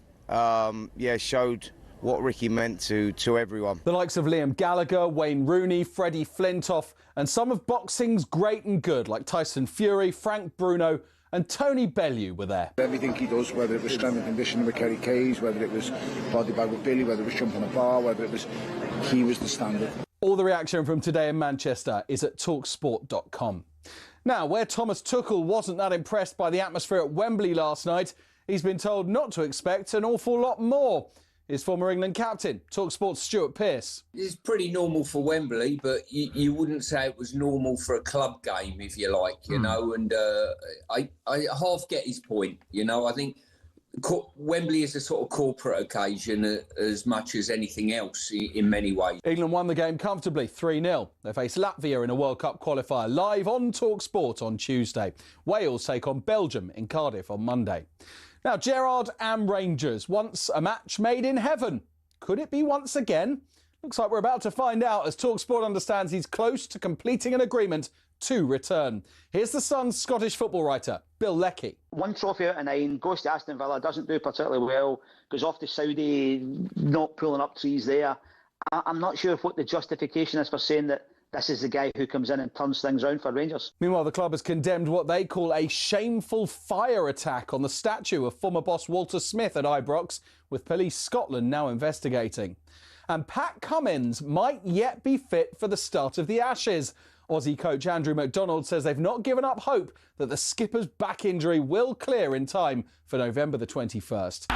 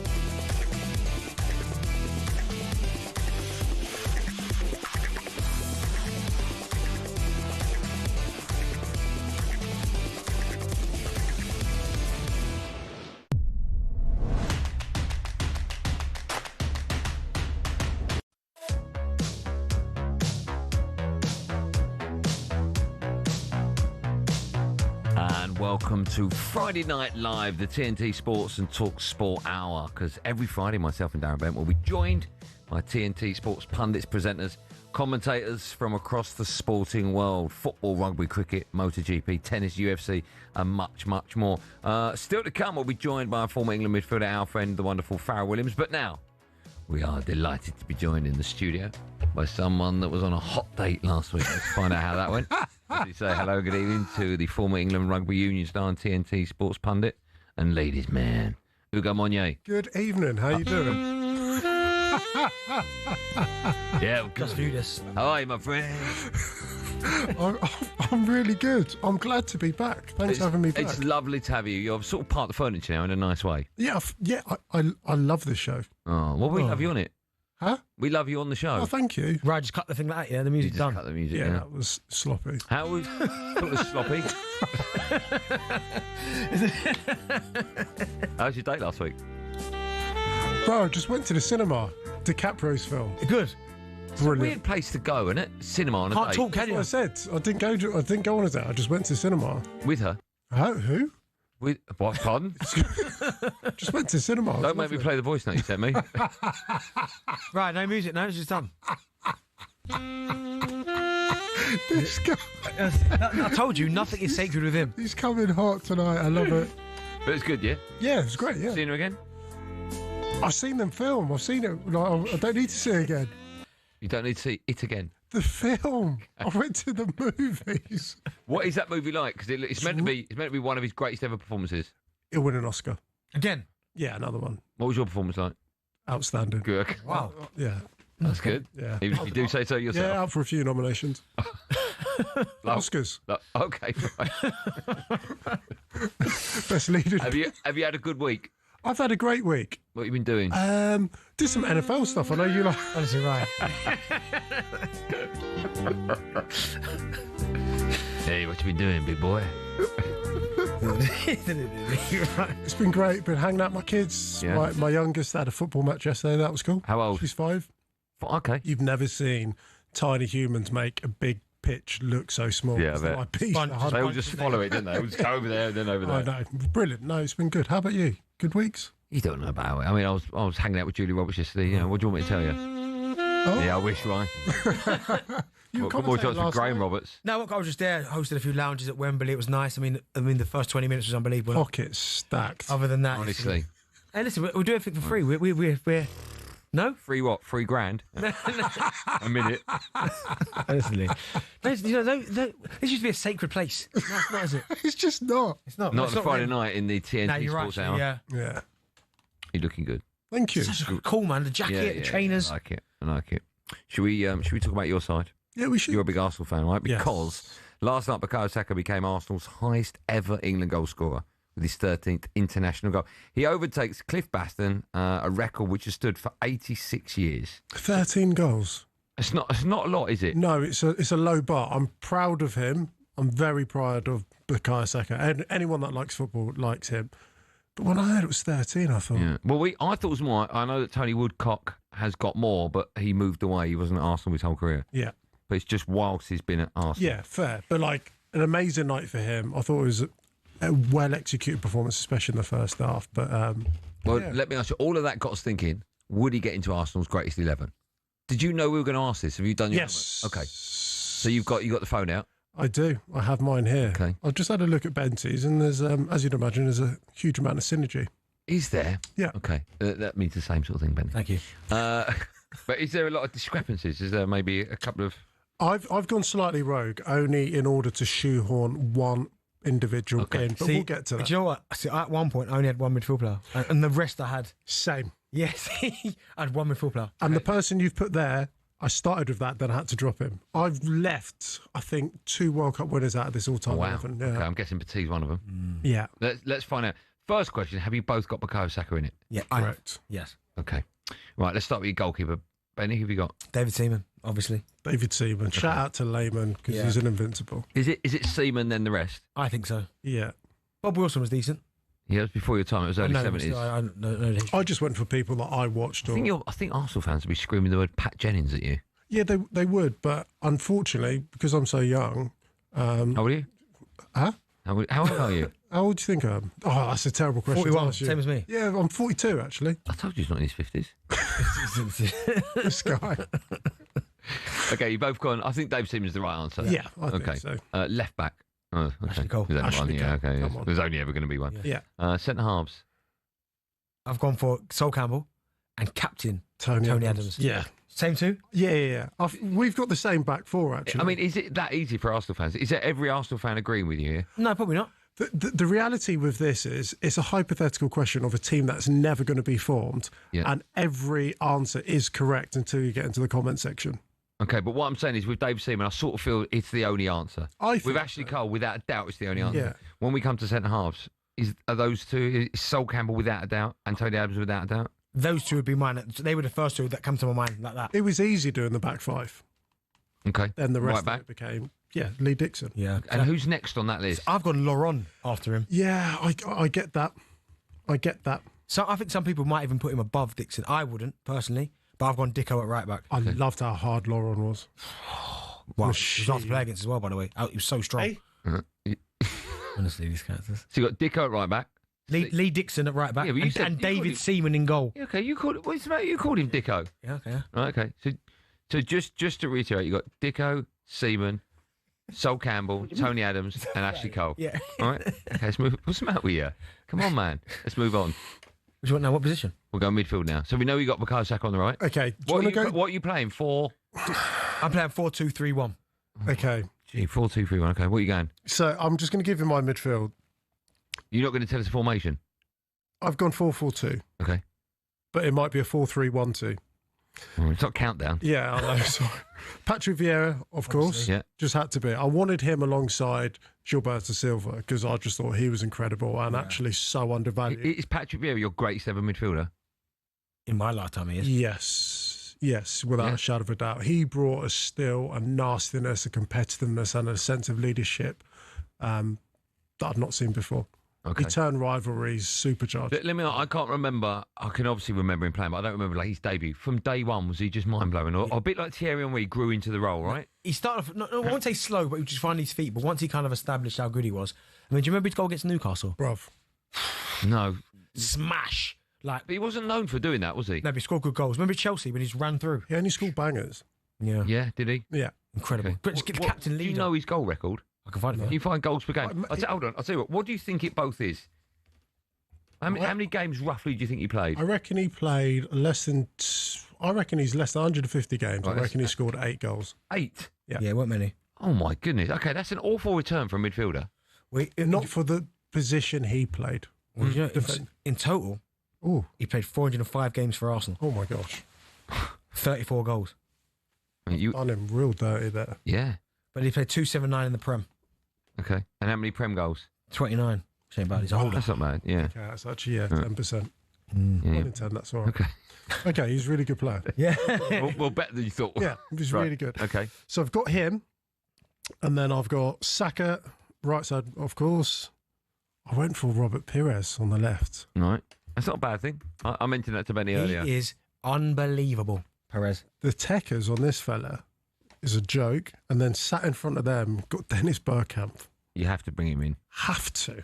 And he can just do what he wants. Yeah. He's the number 10. Yeah. Then up top, I've got Ian Wright and Thierry Henry. See, now, this is the thing, because I love Wright. He's my hero, right? But why is he not on your team? The reason, no, but he was in. But I thought we'd like. Imagine me picking a United team without Becks. No, but I couldn't have. Wouldn't One, happen. I couldn't have one midfield player. So my two holding. Hold on, who have you got in your midfield? See, I've only got one holding, and that's how I got Henry and Ian. Right in, yeah. So I had to sacrifice. So like Vieira needs to be box to box, all legs, because no one else is working back. Okay. See, that's it. I was going to go for that. That's what I had first. But I've got Vieira and Petit. Yeah, fair. In the middle of the park. I mean, they were both beasts. Yeah, I mean, the double. And then Perez on the left, who was, oh my goodness, wow. Saka and then Bergkamp in the 10 behind Thierry. But Ian Wright was very, very close to getting in this team. So I had to lose a defensive midfielder to be able to get Ian Wright. Let me ask you this. You're both going to put Thierry Henry as number 1. Yeah. Who's number 2? Dennis Bergkamp. Would you say that? Above Vieira? I would say Vieira. Bergkamp had moments. His goal against Newcastle, is that the greatest ever? Like, Leicester was crazy. Leicester was good, yeah. Like, he was a genius. Iceman, we love him. Really understated. But in terms of, I think Patrick Vieira was also one of Arsene Wenger's first ever signings.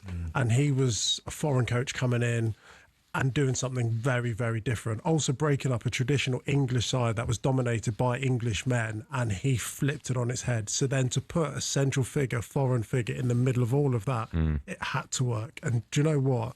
He over-exceeded anyone's expectations of what we thought he could be. Call out your team one more time before we go to break. So it's David Seaman in goal, Lee Dixon, Sol Campbell, Tony Adams, Ashley Cole, Patrick Vieira, Emmanuel Petit, Saka, Bergkamp, Perez behind Thierry Henry. Here we go. Same back five: Dave Seaman, Dixon, Adams, Campbell, Cole, Vieira, Saka, Perez, Bergkamp, Wright, Henry. I like it. I like it. I'd have Vieira at number 3. Well, third most important. Okay. I thought you meant wearing the number 3. You're with us for the whole hour, aren't you? I am. Then where are you off to? Don't tell Home. Was that a club? Yep. Covent Garden? Yeah. More from the three of us right after this, live on talkSPORT.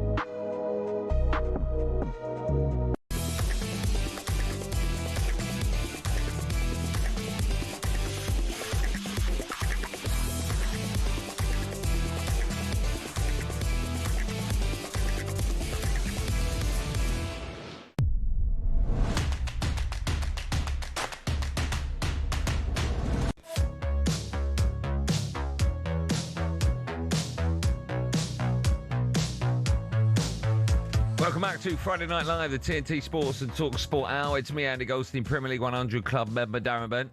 And something for the ladies. Former England Rugby Union star and TNT Sports pundit Ugo Monye. I saw you on TNT Sports last weekend. Yeah. I have to say, you're very good. Oh, thanks. Because rugby's not my thing. Yeah. But it was on, and I thought, well, I know you. And so I watch it. I thought you were excellent. Oh, you did a gag where I can't remember, but you went, oh, it's all about one person, and then you walked past someone as a joke. And then you went to someone else. Yes, Who was that? Remind me who that was. So, Danny Kerr, who's played for England 101 times, he's won Grand Slam, he's won 2 Premiership European title. But Emily Scarrett, who just won the Women's Rugby World Cup, she's played in 5 Rugby World Cups. Wow. Can I ask a silly question? Are they every 4 years? Yeah, every 4 years. 5 World Cups. She's won 2 of them. She's a legend. Like, she's a goat in my opinion. So it was really cool to have her. And I may as well plug the fact that we got the PWR, which is the domestic league, the best domestic league in the world, on TNT Sports, October 26th. Okay, yeah. Saracens I'm sure Gloucester. we're going to talk a bit about that a bit later on, actually. Cool. But no, you impressed me. Thank you. You look very relaxed, very difficult. What do you expect? What do you expect? No, but like I appreciate a compliment. I don't like the tone of surprise. Yes, that's the part I didn't like either. Like, Benty, you were good, actually. Thank you. Yeah. But actually... No, this would be an insult. You were good. That's totally different. No, what I mean by that is I think it's very difficult to completely be yourself when you're in front of camera. 100%. And what I was watching was you in ad breaks, which is cool. Just perfect. It was great. Oh, thank you. Super kind. Well done. Thank you very much. So it sounded rude, but it was a big part of I that. just feel uncomfortable with the level of positivity. No. But it's coming up now, that bit. Okay, cool. Benny, watch him and learn. Yeah. What do you enjoy doing, TV or radio? That's a really good question. I genuinely don't know what... radio's so relaxed, isn't it? It's so relaxed. And you try and bring a radio self onto TV. You don't want to bring a TV self onto radio, I don't think. Yeah. Because that's a slightly diluted version of yourself. Yeah. So you haven't answered the question, though? I love doing this show. That's what I love. I love doing this show. Okay. On behalf of TNT Sports. Very good. Get a bit in. Well done. You've done well. Thank you. You can come back and fight another day. Oh, you'll be back next week. Why, are you off? Are you back next week? Are you back next week? Am I? How often do they book you in advance? I don't know. They just wait for someone to drop out and be like, Hugo, can you fill that hole? Okay. So we'll let you know maybe 12 hours before next week's show. Yeah, please. We'll give you a call then. Right, let's move on. We're waiting for our next guest to join us, but until she does, we'll be able to talk about it because England swept Wales aside last night with a 3-0 win before they head to Latvia for the World Cup qualifier on Tuesday. But there's still some big names who will be hoping to make it back into the squad for the World Cup, including Jude Bellingham, Jack Grealish, Cole Palmer and Phil Foden. We can discuss all that and more as we're joined now by former England midfielder and TNT Sports pundit and our friend Farrell Williams joins us. Hello, Farrell. How are you? Hi, guys. Very good, thank you. How are you lot? Farrell, can I just say your hair looks unbelievable. What product do you use? Goldstein's Joe. I don't know what it's called. Golden. Swig of the best. There you go. Got it. Thank you. You got it. In fact, Ugo, you... Oh, no, there's no point. Ah. Oh, right, listen, it's lovely to have you on our show. Thank you for that. Right, listen, let's get your view. Let's start with those players who are left out of the squad. There's still, without doubt, a way back for all of them. Would you say Bellingham, Grealish, Cole Palmer and Phil Foden? Do you expect, if they're all fit, all of them to be in that World Cup squad? I mean, if I was the manager, there are 4 players you wouldn't want to leave out of the squad. I mean, you look at the quality each of those individuals you name there have. It's a difficult one. There's one more camp this side of Christmas before they go again in March. So I think it's a long time between then. If they don't get into the next squad, it's going to be a difficult one. It's a strange one. I don't know why you would leave your top players out. I understand it a bit with injuries. I think Jack Grealish's form has been outstanding. I think Foden's starting to find his form again. I know Jude hasn't played for a while, and obviously we know that Palmer's injured, but they're players that, if England are to go on and do something in the World Cup, they're players that you want a part of your squad for sure. Farrell, out of the players that aren't there in the squad, which one of those do you think will be the one to force himself back into Thomas Tuchel's side? A difficult one. I'm a biased Chelsea fan, so I would expect Cole Palmer to be in there. I'd put him in any team. And I feel like he can adapt in any team as well. So I think Cole Palmer. I think if we're going off form at the minute, I think I don't know why I keep calling him Jack Grealish has a real chance on that. He has a real chance on that, in wide areas. I know we've got a lot of numbers out there, but I think the form that he's showing and when you give him that little bit of freedom, he's got quality that I feel like we didn't get to see at Manchester City consistently. So if he can continue that form, but I know everyone's talking about Jude and it's where you fit him. And I think for England, it's about balance. I think, look, we've taken injured players in recent tournaments and it hasn't worked for us. We've taken players that maybe are disruptive to the squad and that hasn't worked for us. So I think the fact that, Tuchel's going with a squad that he believes in, he felt like they created a good environment in the last camp. He's happy with what they're doing at the minute. It's a difficult one. He's going to have to get the balance right. But, I mean, it'll take a brave man to leave any of those four out of the squad going into the World Cup next year. It's not important for me to get the balance right at this point, but it is next summer, of course it is. And it's the gift and the curse because we've got such strong depth and strength within the playing pool here. I guess the point I'm trying to make is, so no Jude, no Phil Foden, no Jack Grealish, all the rest of it, but how great is it to see an England team performing so well as they have over the last 2 matches with them absent? Because we need that strength, don't we, when we head to a World Cup?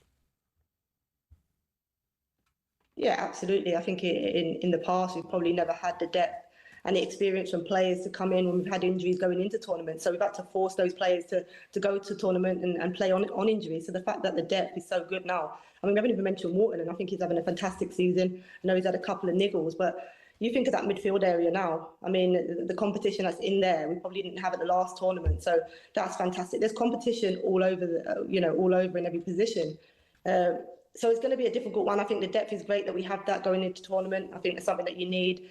But I also think environment is really important and key if you are, to be successful. And having played in teams that have had great individual talents and probably hasn't had the best environment, I think the Lionesses squad is an example of a team that, in terms of individuals, there's probably no standout, but in terms of, that team bond and environment created, that is a good one. They've showed, in tournaments that you need that more than anything. Farah, listen, while we've got you, we have to talk a bit of WSL. On Sunday at midday, you can hear live commentary. Chelsea, they host Tottenham. That's over on talkSPORT 2. We are, 5 games into the season now, defending champions Chelsea. They sit a point clear at the top of the league. Is it them and then everyone else, do you think?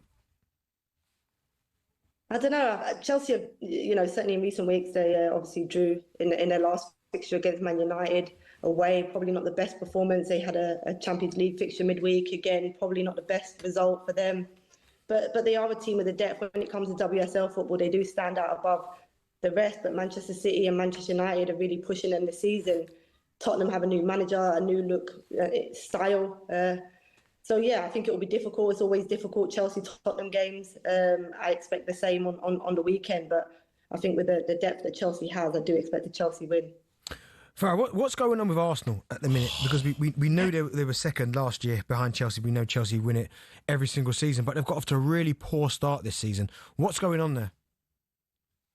You know what? I think for them, I think they in terms of results and in terms of goals conceded, they created a lot of their own problems. A lot of errors have come from their backline goalkeeper, which doesn't help. I think when they're on top of games and dominating games, they haven't been able to kill the game off or put the game to bed, so to speak. So I think they've really struggled in both areas of crucial areas of the pitch that they need to be clinical in. I think their rotation of players, I think the fact that they have now better squad depth, I think their rotation hasn't helped them. They haven't quite worked out, what 11 is best suited for them. They keep changing players. They've had, an unsettled back line, an unsettled front three. So it's been really difficult for them this season. But I think for them, it's about rectifying the small errors that they're creating in their own box and, putting games to bed when they're in the final third. Farah, what a pleasure as always. Thank you so much for coming on. What are you up to the weekend? I'm covering Arsenal Brighton women on Sunday. Okay. And tomorrow's a rest day, nice rest day tomorrow, so I'm going to chill on the sofa. We can hear that alarm going again. Do you need batteries in your smoke alarm? No, it's not an alarm, it's a clock. If you can hear anything, it's a clock. I'm at home. You definitely can't hear an alarm. No, we can hear your smoke alarm. Always a pleasure. Thanks so much for coming on. We'll speak to you soon. Guys. Cheers. Thank you. Bye. Yeah, definitely need some double A's in that. Remember, TNT Sports is the only place to watch every big competition with over 700 matches broadcast live, including the UEFA Champions, Europa and Conference League, the Premier League and the Men and Women's FA Cup. Still to come on our show, we'll have the latest edition of DBV TNT Sports. But first, it's time for No Googling. Ryan, there you go, you found it. We want to know who is the only player to score a Premier League goal on every day of the week in a single season. Do you understand that question? Yeah, of course, So yeah. one day he scored, like Craig Davidson, Yeah. scored a goal on Monday, scored a free kick on Tuesday. I don't think you know that. Do you know it, Benny? No, not Salah, no. I said Salah. What would you say? I said after the break, I shall Yeah? get the answer. Well, all of that looked like the word Salah. Yeah. Oh, okay. The answer to that. Then, yes, you shall. Yeah. After this.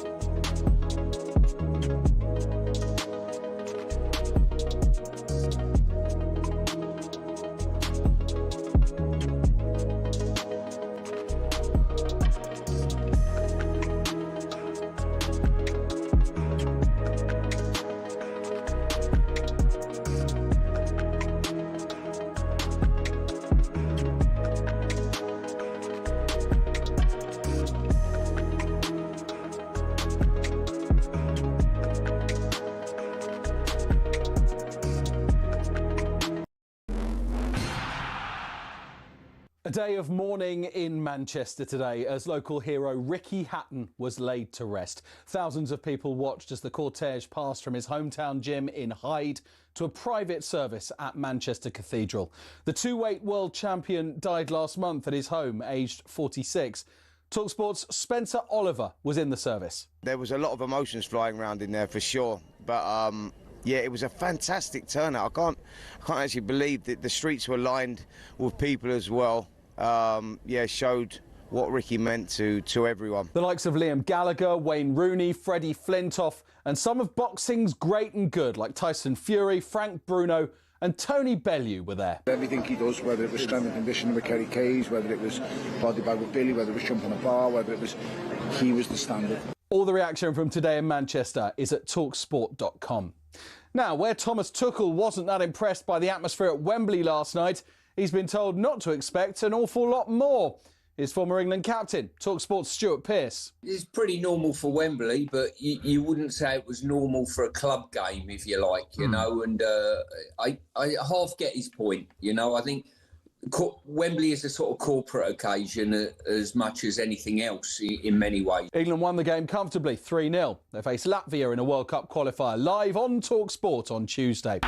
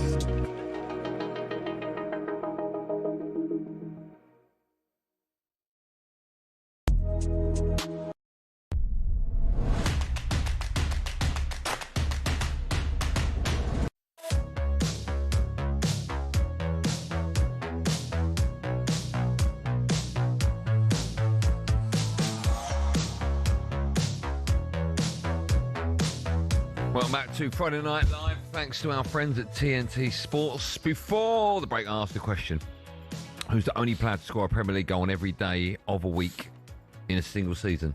I don't mean on Monday night he scored a goal and then the next day. But No, I mean like obviously 1 week Monday. Yeah. Do you want a clue? Ronaldo. No. Okay. So first. Kane. First word is what you use to open a door. Handle. No. Another one. Knob. I was only asking. What? Not even that. Oh, I see. Sorry. No, you put it in and turn it. Key. Right. We'll have a bit of that. And the next one is a Tex-Mex dish which you have with tortilla chips. What's that called? You eat it. Salsa dip. No, what's the thing called? Tortilla. No, it comes with it. Dips. Yeah, but the whole thing is a Nacho. Right, that's his surname. Key Nacho. Iniacho. It's the right answer. Iheanacho. Yeah. Yeah, he scored for Leicester. In 2021, he scored... Then it's put... He scored on a Monday, Tuesday, Wednesday, Thursday, Friday, Saturday and Sunday. So there's confirmation. Wow, okay. How about that? You like that? Yeah, nice. Good question. Good clip. Now, follow us at 7. Adi Oladipo, host Thank Football. It's Friday. Tonight he's got Rory Jennings alongside him. But now we are joined, of course, by Ugo Monye. So it's only right that we talk a bit of rugby. Yes. The Gallagher Prem is back. TNT Sports is, of course, the only place to watch all the action unfold. Tonight sees the Sale Sharks take on the Newcastle Red Bulls. Yes, it's Derby weekend. You're right. Just to let you know, there's a wheel missing. Yeah, it nearly went under Will's chair. It's terrible, isn't it? We should swap it with that. That's quite dangerous. Right. So it's Derby weekend in the Gallagher Prem, so Derby's right across. I thought you went. I thought I was gone. I mean, that would have been unbelievable. We'd have got 200 quid on TV's bloopers or whatever that is. So yeah, we've got the Northern Derby. Sale Sharks have been flying, going really well up against Newcastle Red Bulls. And Red Bulls been poo this year, haven't they? Yeah, they've lost 2 matches.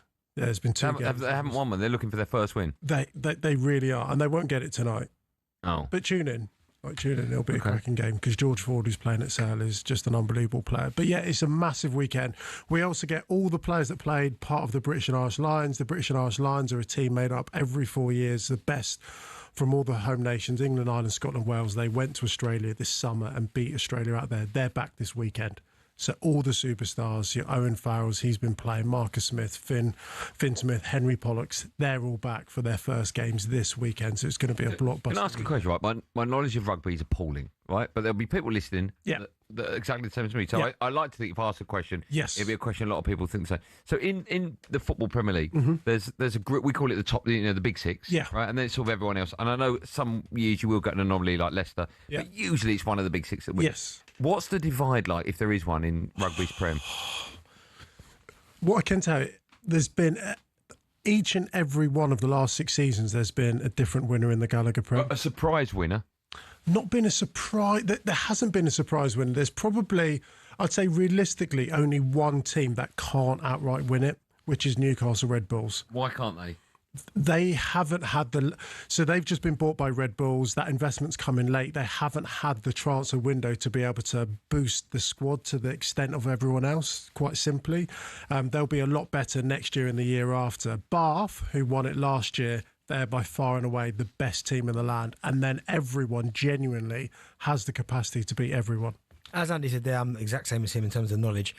The transfer windows, is it the same as football? Just like in the summer, the January, and that's it? No, we just have. So from January, officially, legally, that's when you can start talking to players. Some may go before it, but that's the official dateline.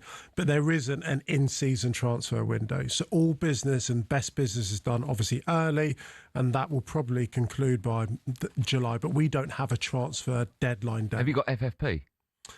We have a salary cap, so everyone's governed by a salary cap. A salary cap. So yeah, which I think is, well, it's just under £6 million. So every team in the land has the capacity to spend just beneath £6 million. Is that on wages? That's the entire team. That's the entire team. What transfer fees as well? So we don't have transfer fees. So if Goldstein was moving from Man United to Man City could just have you without having to pay a transfer fee. But do you know, hold on, sorry, Benny. What, at any stage, or is when my contracts run out? Once your contracts run out, you can just move. But while I have a contract that's alive, you can be compensated. There would be a transfer fee in place then. So if we wanted to buy you out of your last 2 years of your contract, there'd be compensation. There'd be a transfer. If I was a multi-billionaire, and I thought, I'm going to put all my money into rugby, could I turn a team into the Galacticos?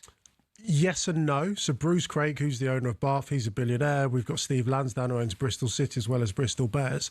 They're very, very wealthy men, but you're all governed by the same salary cap regulation. So you can have all the money in the world. It's like Newcastle, football team that is, who have got more wealth than anyone, but can't spend it. So for the fairness of the league, for the league to be as competitive, as compelling as what it currently is, we've put a constraint in terms of salary and spend, so everyone has the capacity to spend to the same level, and that puts a load of pressure on recruitment, academies, as well as coaching. So like the NFL, like where they have, obviously their salary cap is a lot higher than quite considerably. Right? So is it one of those where every single season and you almost have to balance the book? So of course you've got your fly half, you've got your scrum half, you've got the best players in your team that are at the very, like, you're giving them as much as you can, but then have you got to like kind of prioritise the rest of the team where you're like, I like him, but I can't really afford to keep him, so I'll get someone less. Is it almost like a bit of 100%? It's a massive jigsaw puzzle. So let's take Northampton Saints, for example. You've got a player like Henry Pollock, who made his debut for England last year. He'd have been on a relatively okay professional contract, and then he played for England. He went on a Lions tour, and he will re-sign. So you've got someone who's come from like academy to being one of your superstars. So if that costs you hundreds of thousands of pounds, and that's got to fit within the salary cap, you're going to have to let someone go. Maybe let someone go elsewhere, or just invest into your youth, just to be able to have a sense of like financial equilibrium right across your squad. It's really difficult, but it works. It means that clubs can be financially viable, no one's going bust, and that has happened previously, as well as keeping that level of equity across the league in terms of competition. Well, I actually quite like the competitiveness to it as well, because then you don't get one team just going, here's all the money, finding the best players. It keeps it quite, because if you're saying there with like Henry, he's all of a sudden now gone to be one of the big boys. Yep. You've got to then kind of sacrifice kind of maybe at the bottom or in the middle. Yeah, exactly. And everyone has a different model. Northampton are brilliant. They use an academy model where they recruit rather than go and spend. Oh, wow. And that's absolutely fantastic. That served them well. But it does work. We know it works, because if you've got 6 different winners in 6 different years, that is probably the best demonstration of how competitive it's been. Again, another question. Excuse my ignorance. No, I love it. Okay. the bigger sport is rugby union over rugby league? 100%. So rugby union is significantly bigger than... So here's my question. Is there a lot of crossover? Did you get rugby league players going, well, I've got to go where the money is, I'm leaving? Yeah, but depending on what country. So in this country, rugby union is bigger than rugby league. And we've seen two of the greatest English rugby union players have come from rugby league. So that's Owen Farrell and that's George Ford. We also get loads of crossovers in coaches. Andy Farrell, well, he was the British and Irish Lions coach. He's the best coach in Britain and Ireland. He was one of the greatest players to ever play rugby league. The best defensive coach rugby union's ever seen, Sean Edwards, had an unbelievable career in rugby league. So I think we take so much from rugby league. Kevin Sinfield, another absolute legend, all have come from rugby league. So we learn loads from it. But at the moment, it's definitely the biggest sport. I think on next week's show, if you're still here, we'll have a new segment called Ask Ugo. Honestly, that was, I'm not gonna lie, that was unbelievable because I didn't know any of that. Well, I've got more questions for you, but we don't have time today. I have to mention TNT Sports. They've just announced a new British and Irish Lions documentary. It comes out later this month. Now, that sounds amazing, just that sentence alone. Can you tell us a bit more about it? Yeah, so the British and Irish Lions travel down to Australia this summer. It's the first time that the British and Irish Lions have been able to go back-to-back with victories in the modern era. They played them in 2013. They won. They backed it up in 2025. So we've got behind-the-scenes access, and I think this is a brilliant thing our sport does. We're so transparent. We lift the curtain. Exclusive content from within the camp, within the change rooms, following those journeys, all of that extra detail which brings it to life. It was the first one I ever watched was 1997, Living with Lions. That was game-changing, and I'm so proud to be part of TNT Sports, who are now going to bring this documentary to DVD. What era am I in? Out on Blu-ray. But it's going to be mega cool, and I think that comes out at the end of the month. I love Benny would say I love a documentary, sports documentary, top of my list, so I look forward to seeing. When's that out? It's out the end of this month, and can I just say that I know we're football fans mainly who listen to this, but if you don't have to know anything about rugby to be able to appreciate this documentary. I think that crossover is relevant for things like Drive to Survive. You're not necessarily an F1 fan or all the NFL ones. Yeah, what all or nothing. All of those. You don't have to be a fan of that sport to really enjoy it, and I'm guessing the same with this. 100%. It'll be personality focus, of course, woven in with some rugby. Yeah, Last Dance is a great example. I knew nothing about basketball. One of the greatest docs I've ever seen. The Last Dance, crazy, isn't it? Yeah, I might go back into that. Watch the LeBron one. It's older. It's called More Than Just a Game. Boy, oh, okay. Oh, so there you go. See, another one for me to watch. A reminder that, of course, rugby is back, and TNT Sports is the home of Prem Rugby, Premiership Women's Rugby, plus all of the action from the Quilter Nations series, where this autumn the home nations take on the likes of the All Blacks Australia and world champion South Africa. We'll come. I was going to ask you about that. Come to a game. Is there like a VIP area where I'm not? Because I'm not insured to be with the public. Put me with the normal people. Wherever you want to be. I'm not insured to be with the public. My agent will go nuts. No, of course. Where can I go? Come to Allianz Stadium, England against Australia. I think it's November the 1st. I'll get you tickets. Come, sit with me. I'd love to do that. Yeah, let's do it. We'll watch a game together. November the 1st. I'd love to do it. I'll sort it out. Okay, I've got to check my diary. I can't. Of course, yeah. You'll probably willy-nilly just, I can do it. But based. Yeah. Is it just a paid fee, or do you want me to turn up? Yeah. What time is kickoff? 3 o'clock, was it? Is it called kickoff? Yeah. He's called kickoff. I was checking. I've got live comms that day, but there you go. There you go. We'll figure it out. Ugo, whatever I've got, I'll move. Yeah. All right. I look forward to it. I've never been to a rugby match. I'll be honest. Come, you'll love it. Right. Genuine. I honestly reckon you'll love it. Okay, I can't wait. Love that. Good. Beautiful. Right, we're going to have a quick break. When we come back, we'll find out how DB's getting on against everyone at TNT Sports.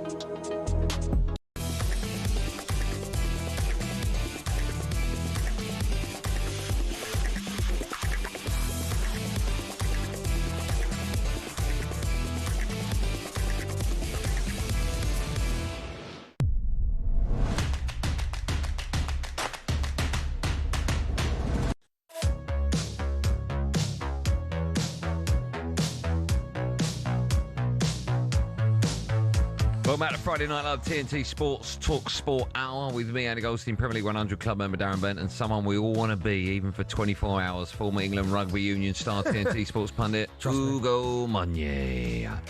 From us at 7, Adiola Deepa, host Thank Football. It's Friday, but before that, it's time for this.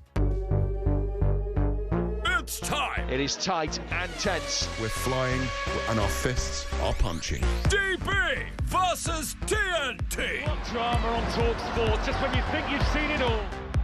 Good night. Don't go to bed yet, because this is our brand new feature, DBV TNT Sports, where each week on Friday Night Live, Premier League 100 club member Darren Bent has been pitting himself up against our special studio guest from TNT Sports. This week, we are more than honoured to be joined by the former England Rugby Union star, TNT Sports legend, Ugo Monye. Every Friday, they'll be predicting some of the biggest games from the weekend. If they correctly predict the result, they'll be given a point. But if they get the score in the game bang on, they'll earn themselves a massive 3 points. We'll be tallying up the scores throughout the season with TNT Sports experts, pundits working together to hopefully smash our very own Darren Bent. Now, it was a low-scoring week for both sides last week, which is 1 point apiece after Ugo and Benty predicted that Newcastle would win at home to Forest. They both thought that Liverpool would beat Chelsea and Leeds would draw with Spurs. So all of that means the current score currently is DB 18, TNT Sports 14. Okay. All right? Interesting. Come on, Ugo. We can't let him win. No, we can't. You're part of us. You're me. Yeah, but I just want you to lose. Right? And also, if Ugo wins, maybe he'll take me out on a date. All right? I've been hearing about some of his dates. Honestly, I want to be in his circles. Imagine that. Imagine. Just being Ugo. No, but he'll take us out. Won't he? Well, he just said he'd take us to rugby. Yeah, No, I want to go out. He just poo-pooed that. Yeah, why don't we go out? After you've done commentary. Yeah, where will you take us? We take us wherever you want. Wetherspoons. Okay. Paris. What? Wherever you want, you said. Get on a plane. Right, okay. Ugo, Benty, you've both said 30 seconds. Take as long as you want. What time? We've got about 3 minutes, so we've got loads of time. Okay. Sunday, 5 p.m, Scotland against Belarus. It's a World Cup qualifier. Now, Benny, big result for Scotland last night. 1-0 down, 3-1 winners. Equally, if they want to get themselves to that World Cup in the States, equally big game for them at Hampden Park. Yeah, Scotland fans have began absolutely crazy. They're playing against a Belarus side who's conceded, I think, 17 goals in the last 4 games. So I can only see one winner in this one. Belarus. That's Scotland. 3-0. McTominay, I mean, he turned himself into a superstar since he left. They've got good players in their team. Good players. So I think with Hampden Park rocking, Steve Clarke, I think he breaks the record now. Then he's equalled the record in terms of managerial job. Yeah. I'm going to go for Scotland to win 3-0. Come on, the Scots. Well, I've never thought it's easy. Why not? I love it. Yeah, let's go on the Scots. Nations, even though they won't support us or want us to go well. I'd love it if Scotland were in the World Cup. Would you? Yeah, I would. For them to lose at the World Cup? I mean, they're not going to win a World Cup. No. We know that much for sure. But they could argue, nor are we. I guess based on recent evidence, yeah. Or just history. Yeah, just recent history, yeah. What are you going? So Benty's got a convincing home win 3-0. What are you going for? I think they'll concede. Hey, no one wants to concede on a Saturday night, right? This is Sunday, by the way. Sunday night. I think they'll concede, but I think they'll win well. I've got them to win 3-1. And talking of Atmos, Hampden Park. Yeah. It's just guaranteed, isn't it? You're rocking. Not at the library last night. Don't forget your outro, by the way, Benny. Monday at 7:45, Wales take on Belgium, also a World Cup qualifier. Ugo, I'll stay with you for this one. Belgium winning this. Yeah? 3-1. Comfortably? I think so. I think Wales will score, but you have to, and they're at home. What's there, 3 more matches in the qualifiers? I mean... Tough. Belgium are top side, who will be at the World Cup. Okay. Wales, hanging by a string. What score are you going? 3-1. Benty? I'm going 2-0 to Belgium. 16 goals in their last 3 games. Wow. Good info. Smashing goals. We've got about 40 seconds left, so Benny, I'll stay with you. Latvia against England. That 4-0 was live England. on talkSPORT World Cup qualifier on Tuesday, 7:45. 4-0 England. Ugo, do you want to go to the toilet? Or? No. I had that on camera. 4-0 is 4-0. what I've got. We've both gone 4-0. I'm going to go 3-0, actually. Keep it at 4, I don't mind. No, because Benty's up by 4. You need to beat him. I need that. 3-0. Okay, 3-0. That's it. That's all we've got time for. Ugo, what an honour it is to have you. You're one of our Thanks for having me people back. on the planet. Hey, you have a good night and be safe, okay? You be safe, my friend. We want to see you healthy next week. I'll be back on Monday with Benny at 4 o'clock. Have a great weekend. Benny, of course, you have the last line.